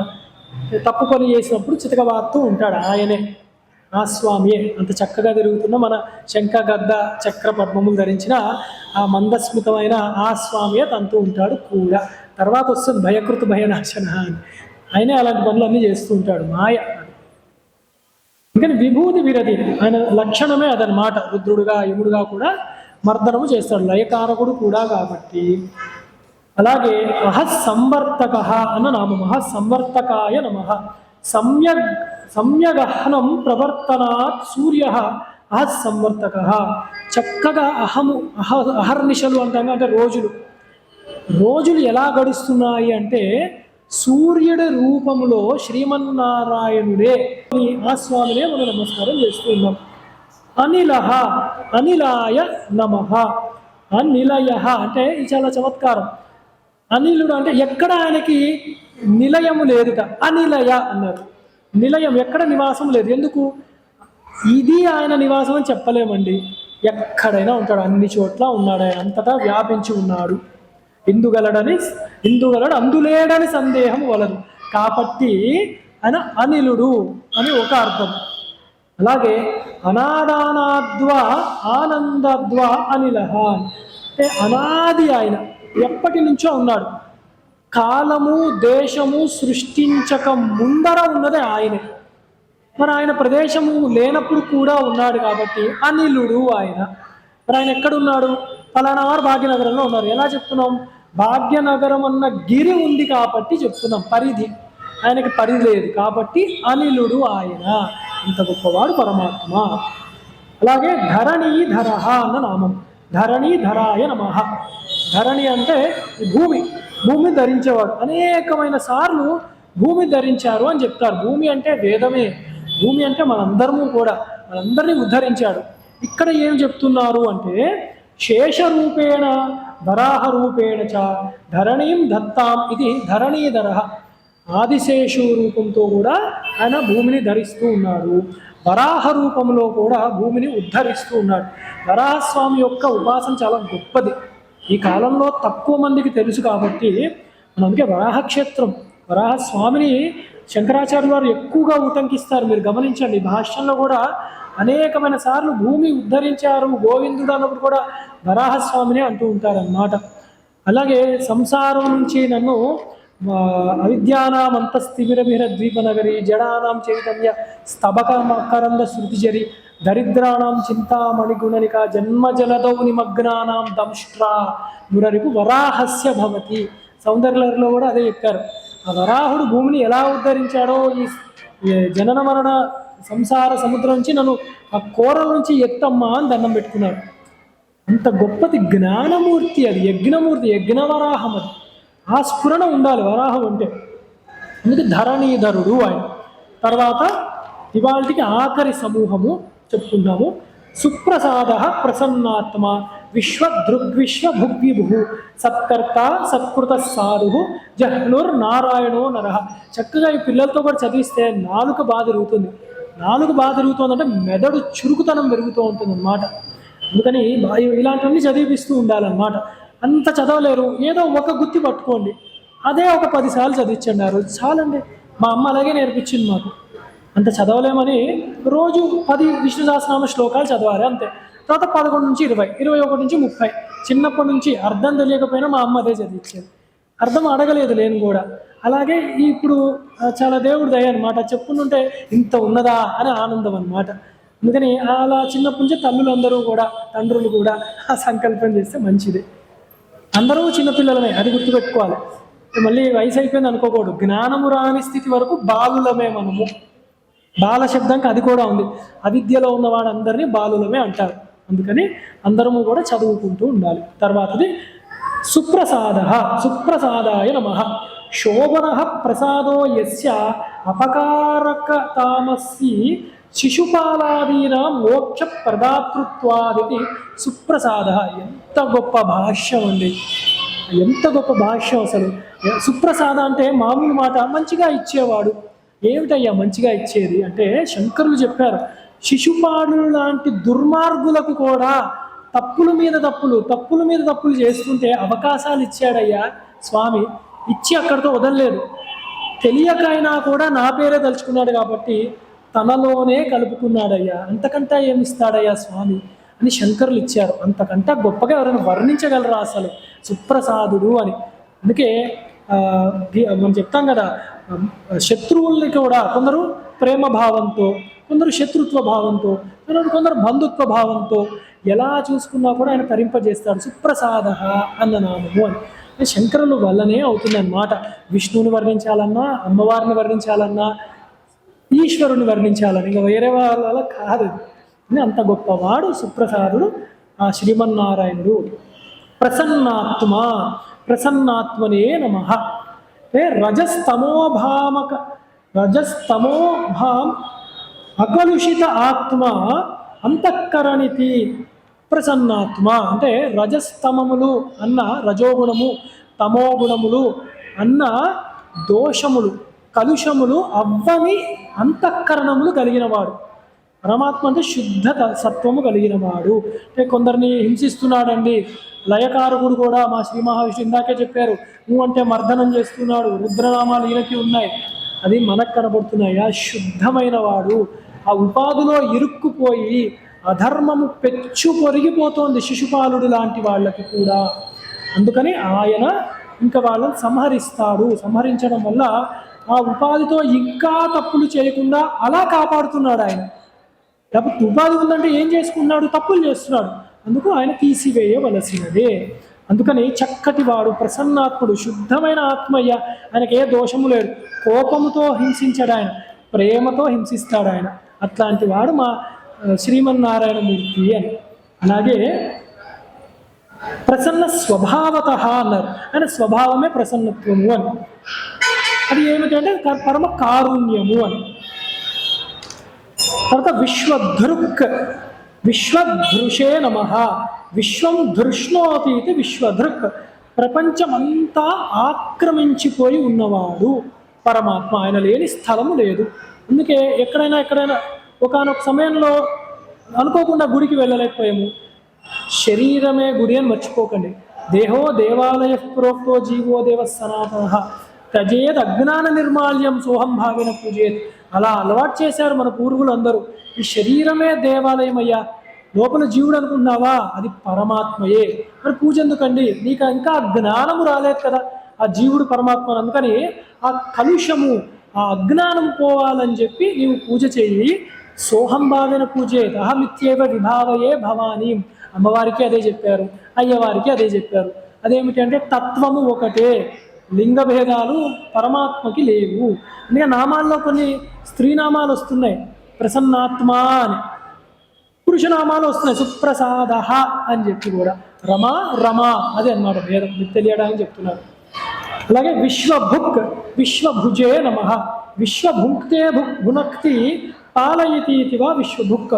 అంతటా వ్యాపించిపోయి ఏమి చేయట్లేడంటే పాలిస్తున్నాడు, పరిపాలిస్తున్నాడు అన్నిటికీ పాలకుడుగా ఉన్నాడు, శాసకుడుగా ఉన్నాడు ఆ పరమాత్మయే అని. అంటే విభవే నమః. హిరణ్య గర్భాది రూపేణ వివిధం భవతీతి విభు. ఇది ఒక గొప్ప నామం. ఏమిటి, అద్వైతానికి సంబంధించింది. అంటే ప్రస్ఫుటంగా తెలిసేది. హిరణ్యగర్భుడు నుంచి అంటే బ్రహ్మాది స్తంభ పర్యంతము ప్రతి ఉపాధిగా వివిధ రూపముగా ఆయనే ఉన్నాడయ్యా అని చెప్తున్నారు. అన్ని రూపముగా ఉన్నది ఆయనే. ఇది ఎలాగంటే ఇందాకే చెప్పుకున్నాం, కళలో మనం కలగంటాం. మీ అందరూ నాకు ఇవాళ రాత్రి కల్లోకి వచ్చారు అంటే నా మనసే ఈ అందరి రూపంలో కూడా తీసుకుంది, దీని నుంచే వచ్చింది. అలాగ పరమాత్మ యొక్క సంకల్పమే అన్ని ఉపాధులుగా కూడా చేరి సచ్చిదానందముగా ఉన్నది. అది ఆ పరమాత్మయే, అది విభువు అన్న నామంలో తెలుస్తోంది. తర్వాత సత్కర్త, సత్కర్త్రే నమ. మంచి పనులు చేస్తూ ఉంటాడు. ఆయన అవతారం తీసుకున్నా ఏ పని చేసినా లీలగా ఉంటుందన్నమాట. అంతేగాని వేరే వ్యర్థమయ్యే పనులు చెయ్యరు. అందుకే ఆయన కూడా కృష్ణావతారం వస్తే ఈశ్వరుణ్ణి పూజించేగో పరమేశ్వరుని పూజించాలి తెలుసా అర్జున, పాశుపతం ఇస్తాడు నీకు అని చెప్పాడు ఆయన. రాముడి కింద వస్తే అగో రామేశ్వరం నువ్వు కట్టాలి, రాముడు వారు అలా నీ గురించి స్వయంభూగా వచ్చాడు అని అది చెప్తూ ఉంటాడు. అలాగే ఆయన శివుడుగా వస్తే హనుమంతుడు వారి రూపంలో రామ సేవ చేస్తూ ఉంటాడు ఆయన. ఇలాగా ఎన్ని విధాలుగా వచ్చినా కూడా ఆ పూజన కర్తృత్వం ఎలా కర్త, అందుకే సత్కరోతి పూజయతీతి సత్కర్త అని చెప్పారు శంకరులు. ఆ పూజించడము, ఆరాధించడము, సేవ చేయడము, ఆయనే స్వామిగా కనపడుతున్నాడు, ఆయనే బంటుగా కనపడుతున్నాడు. రెండుగా నేర్పించేది ఆ ఈశ్వరుడే అని తెలుసుకోవాలన్నమాట. అందుకు సత్కర్త. తర్వాత సాధుహు అంటే సాధవే నమః. న్యాయ ప్రవృత్తతయా సాధువు, మంచి చేసేవాడు. సాధు అంటే మంచి చేసేవాడు, న్యాయముగా ఉంటాడన్నమాట ఆయన. అందుకని ఆయన సాధువు. అలాగే రుద్రంలో అధ్యవోచదది వక్త ప్రథమో దైవ్యో భిషక్ అని ఒక నామం. ఏమిటదంటే నీవు నిన్ను శరణు వేడి తప్పులు తెలుసుకున్న వాడికి నీవు వాళ్ళ తరపున ఉండి మంచి మాటలు కూడా చెప్తావయ్యా అని నామం అన్నమాట. అధ్యవోతది వక్త అంటే నీవు వాళ్ళ తరపున లాయర్వి అని చెప్తున్నారు, అంత మంచివాడవు నువ్వు అని చెప్తున్నారు. అదే ఇక్కడ న్యాయ సాధువు శబ్దంలో తెలుస్తుంది. అలాగే సాధయతీతి వా సాధువు, ఏదైనా సాధించాలంటే ఆ స్వామి యొక్క అనుగ్రహంతోనే లభిస్తుంది తప్ప మన సంకల్పాలు కుదరవు. దేన్ని సాధిస్తాము? ఆ సిద్ధ అవస్థలో ఉన్నది మళ్ళీ ఆయనే అయ్యున్నాడు. తర్వాత జహ్నుహు. జహ్నువు అంటే సంహార సమయే అపహుతే అపనయతి ఇది జహ్నువు.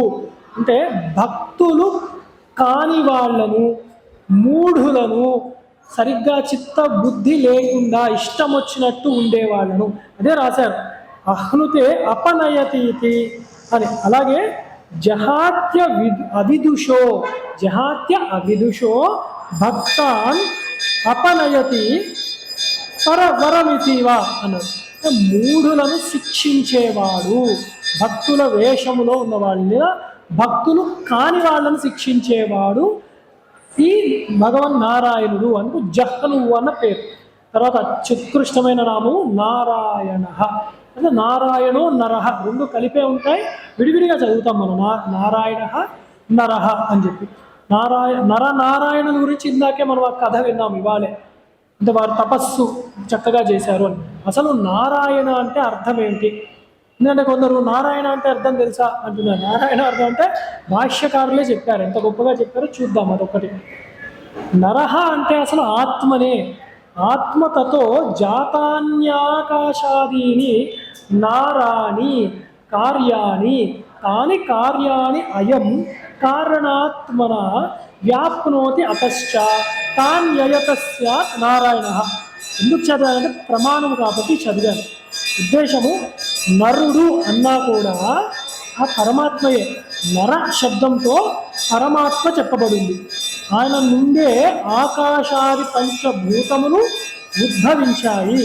వాటిలలోనే ప్రకృతికి అధీనంగా ఉంది కాబట్టి జీవుడుగా కూడా ఆ నారాయణుడే భాసిస్తున్నాడు. అది సర్వం నారాయణం జగత్ అంటే అర్థం. అది నారాయణుడికి అర్థం. పూర్తి అద్వైత భావన ఉంటుంది నారాయణ అంటే, అది ఒక అర్థం. రెండవది శంకరాచార్య గారు శృతి ప్రమాణమే చెప్తారు ఆయన. యచ్చకించిత్ జగత్ సర్వం దృశ్యతే శ్రూయతేపివా అంతర్బహిశ్చ తత్సర్వం వ్యాప్య నారాయణ స్థిత. శంకరులు ఇచ్చిన భాష్యానికి శృతి ప్రమాణం ఇస్తున్నారు. చూసేది దృశ్య ప్రపంచం, వినే ప్రపంచం. ఎందుకు నిన్న చూసాం, మూర్తామూర్తములుగా జగత్తు ఉంటుంది. అంటే కొన్ని పంచభూతాలు కనపడుతున్నాయి కళ్ళకి, ఈ పృథివీ, జలము, అగ్ని.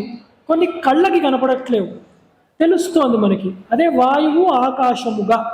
కానీ ఈ అన్నిటికీ కూడా దృశ్యతే శ్రూయతే పివ, ఈ అన్నిటికీ జగత్తుల్లో కూడా లోపల బయట కూడా అంతర్బహిశ్చ తత్ సర్వం వ్యాప్య నారాయణ స్థిత. నారాయణుడు మళ్ళీ అవేమి ఏమంటారు, బహువచనాలు లేవు, ఒక నారాయణుడే. అగ్నిలో నారాయణుడు, దీనిలో కాదు, అగ్నిలో నారాయణుడే, వీటిలో నారాయణుడే, కానీ ఒక నారాయణుడే అంతటా ఉన్నాడు. శృతి ప్రమాణం చెప్తోంది. అది శంకరుల యుక్తి. తర్వాత నరాజాతాని తత్వాని నారాయణీతి తతో విదుహు అని. ప్రళయములలో సర్వజీవులను కూడా జలమయము చేసి ముంచేసేవాడు కాబట్టి నారాయణుడు అన్న పేరు. అలాగే ఆపో నారా ఇతి ప్రోక్త ఆపో వై నరసూనవః తా యవస్యాయనం పూర్వం తస్మాన్ నారాయణ స్మృతః అంటే నీరు సర్వము జలమయం అయిపోయి ఉంటుంది. అదేమిటి అంటే జలతత్వము, రసస్వరూపుడు స్వామి నీళ్ళల్లో ఆదిశేషుడు ఎందు ఉంటాడు. అదేం మా సాధారణమైన నీళ్ళు కాదు, సముద్రం అంటే ఉప్పు సముద్రం కాదు, పాల సముద్రం. అది పాలు అన్నప్పుడే స్వచ్ఛమైన శుద్ధమైన బ్రహ్మతత్వం. హంసనామం గుర్తు తెచ్చుకుంటే అట్లాంటి పాలు బ్రహ్మతత్వము యందు తేలుతున్నాడు, తెలుస్తున్నాడు, మనం చూడాలి. అలాంటి నీటి యందు తేలుతూ ఉన్నవాడు కాబట్టి నారములు నీళ్ళ యందు అయనము, ప్రయాణించేవాడు, ఉండేవాడు, ఉనికి ఉన్నవాడు కాబట్టి ఆయన్ని నారాయణుడు అంటున్నాడు. ఇంకా బోళ్ళు చెప్పారు, ఈ శరీరమే నారము, దాని యందు కదిలేవాడు నారాయణుడు అని కూడా చెప్పారు. ఇన్ని విధాలుగా నారాయణ శబ్దంతో ఆ స్వామి శ్రీ మహావిష్ణువునే ప్రార్థిస్తున్నాం. ఇవాల్టి ప్రవచనంలో ఆఖరి నామము నరహ, అంటే నరాయ నమః అని. నయతీతి నరహ, పైన ఒక అర్థం తెలుసుకున్నాం, నరహ అంటే కూడా పరమాత్మయే. ఇక్కడ రెండో అర్థం చెప్తున్నారు. నయతీతి నరహ ప్రోక్త పరమాత్మ సనాతన, అన్నిటినీ అనుభవించేవాడు, అన్నీ తెలుసుకునేవాడు, జ్ఞమాత్రముగా, జ్ఞాన రూపముగా, చిత్ రూపముగా, ప్రకాశ రూపముగా ఉన్నవాడు సనాతనుడు అయిన ఆ పరమాత్మయే. అందుకు ఆయన్ని నరహ అన్న నామంతో చెప్తున్నారు. నారాయణ స్మరణ కూడా చక్కగా ఇవాళ జరిగింది, అనేకమైన నామములు. ఒకసారి ఇంట్లో మీరు ఇవి చదువుకున్నప్పుడు మనసు తాదాత్మ్యాన్ని పొందుతుందన్నమాట. జలస్వరూపం అన్నప్పుడు ఇంకొక అర్థం ఏమిటి అంటే రసోవై సహా అంటారు నారాయణుని. ఆ రసస్వరూపం ఆనంద స్వరూపం అన్నమాట. అందుకని ఆనంద స్వరూపంగా ఉన్నదే పరమాత్మ. ఏమిటి ఆనందం అంటే సచ్చిదానందము అని తెలుసుకుంటూ సర్వం శ్రీ కృష్ణార్పణమస్తు. ఒక్కసారి స్వామి యొక్క నామముని తలుచుకుందాం. మొదట చేయలేదు కాదు. శ్రీరామ జయ రామ జయ జయ రామ, శ్రీరామ జయ రామ జయ జయ రామ, శ్రీరామ జయ రామ జయ జయ రామ. నమః శంకరాయ, నమః శంకరాయ, నమః శంకరాయ. శారదే పాహి మాం శంకర రక్ష మాం, శారదే పాహి మాం శంకర రక్ష మాం, శారదే పాహి మాం శంకర రక్ష మాం. ధర్మస్య జయోస్తు అధర్మస్య నాశోస్తు, ప్రాణిషు సద్భావనాస్తు, విశ్వస్య కళ్యాణమస్తు. హరయే నమః, హరయే నమః, హరే నమః. శృతి స్మృతి పురాణ నామాలయం కరుణాలయం నమామి భగవత్పాదం శంకరం లోకశంకరం. సదాశివ సమారంభాం శంకరాచార్య మధ్యమాం అస్మదాచార్య పర్యంతాం వందే గురు పరంపరాం. హర నమః పార్వతీపతే, హర హర మహాదేవ. శాంతి శాంతి శాంతి. స్వస్తి. మహాదేవ.